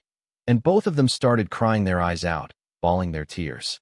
They were crying loudly as Marco and the Saintess was just looking towards them. After explaining all of the situation, the main character says, so that's what happened after I collapsed. He thought to himself, why would someone want to kill me? The Baldberg Empire is one of the Gabriel Ocean Kingdom's few allies, and I can't think of anything we have done to tick them off this much. We see Ilsa telling him Karen caught whoever was the person responsible for doing it, but they still don't know anything about the person behind it. The main character thinking to himself, there is someone else pulling the strings from behind, most likely. Then he says, let's ask Gilberta about it. I am sure she's been working on this too. So while we see everyone had a serious expression and they understood that everyone was suspecting Gilberta to be the suspect of this, he got up and he said, nevertheless, we won't know until we actually talk to her, right? Well, Gilberta was right outside the door hearing all of these things. She got her face the other way to the main character and then started bawling, saying, I am so sorry. The main character thought to himself, she must have been beating herself up while I was unconscious. Well, that's Gilberta. The main character asked her, you weren't trying to poison me yourself, were you, Gilberta? She says, of course not. But still, the main character says, then please don't cry. I am alive thanks to Natalia, and the only reason she could get here is because you helped Ilsa. Then he came close to her, saying, so Gilberta, you are also one of the people who saved my life. She had the emotions of a little bunny rabbit getting her first carrot, totally bawling her eyes out in front of the main character, then hugged him tightly, crying while taking his name. The main character thought to himself, taking the name of every one of his accomplices and allies, saying he put them all through hell. He's going to find whoever planned this no matter what has happened. We see Gilberta saying, I am really so sorry. Come on, seriously, that's all right, he says. Then the main character looked towards Elsa, and Elsa was more depressed than anyone. The main character says, right, you have been investigating too, haven't you, Gilberto? She says, of course.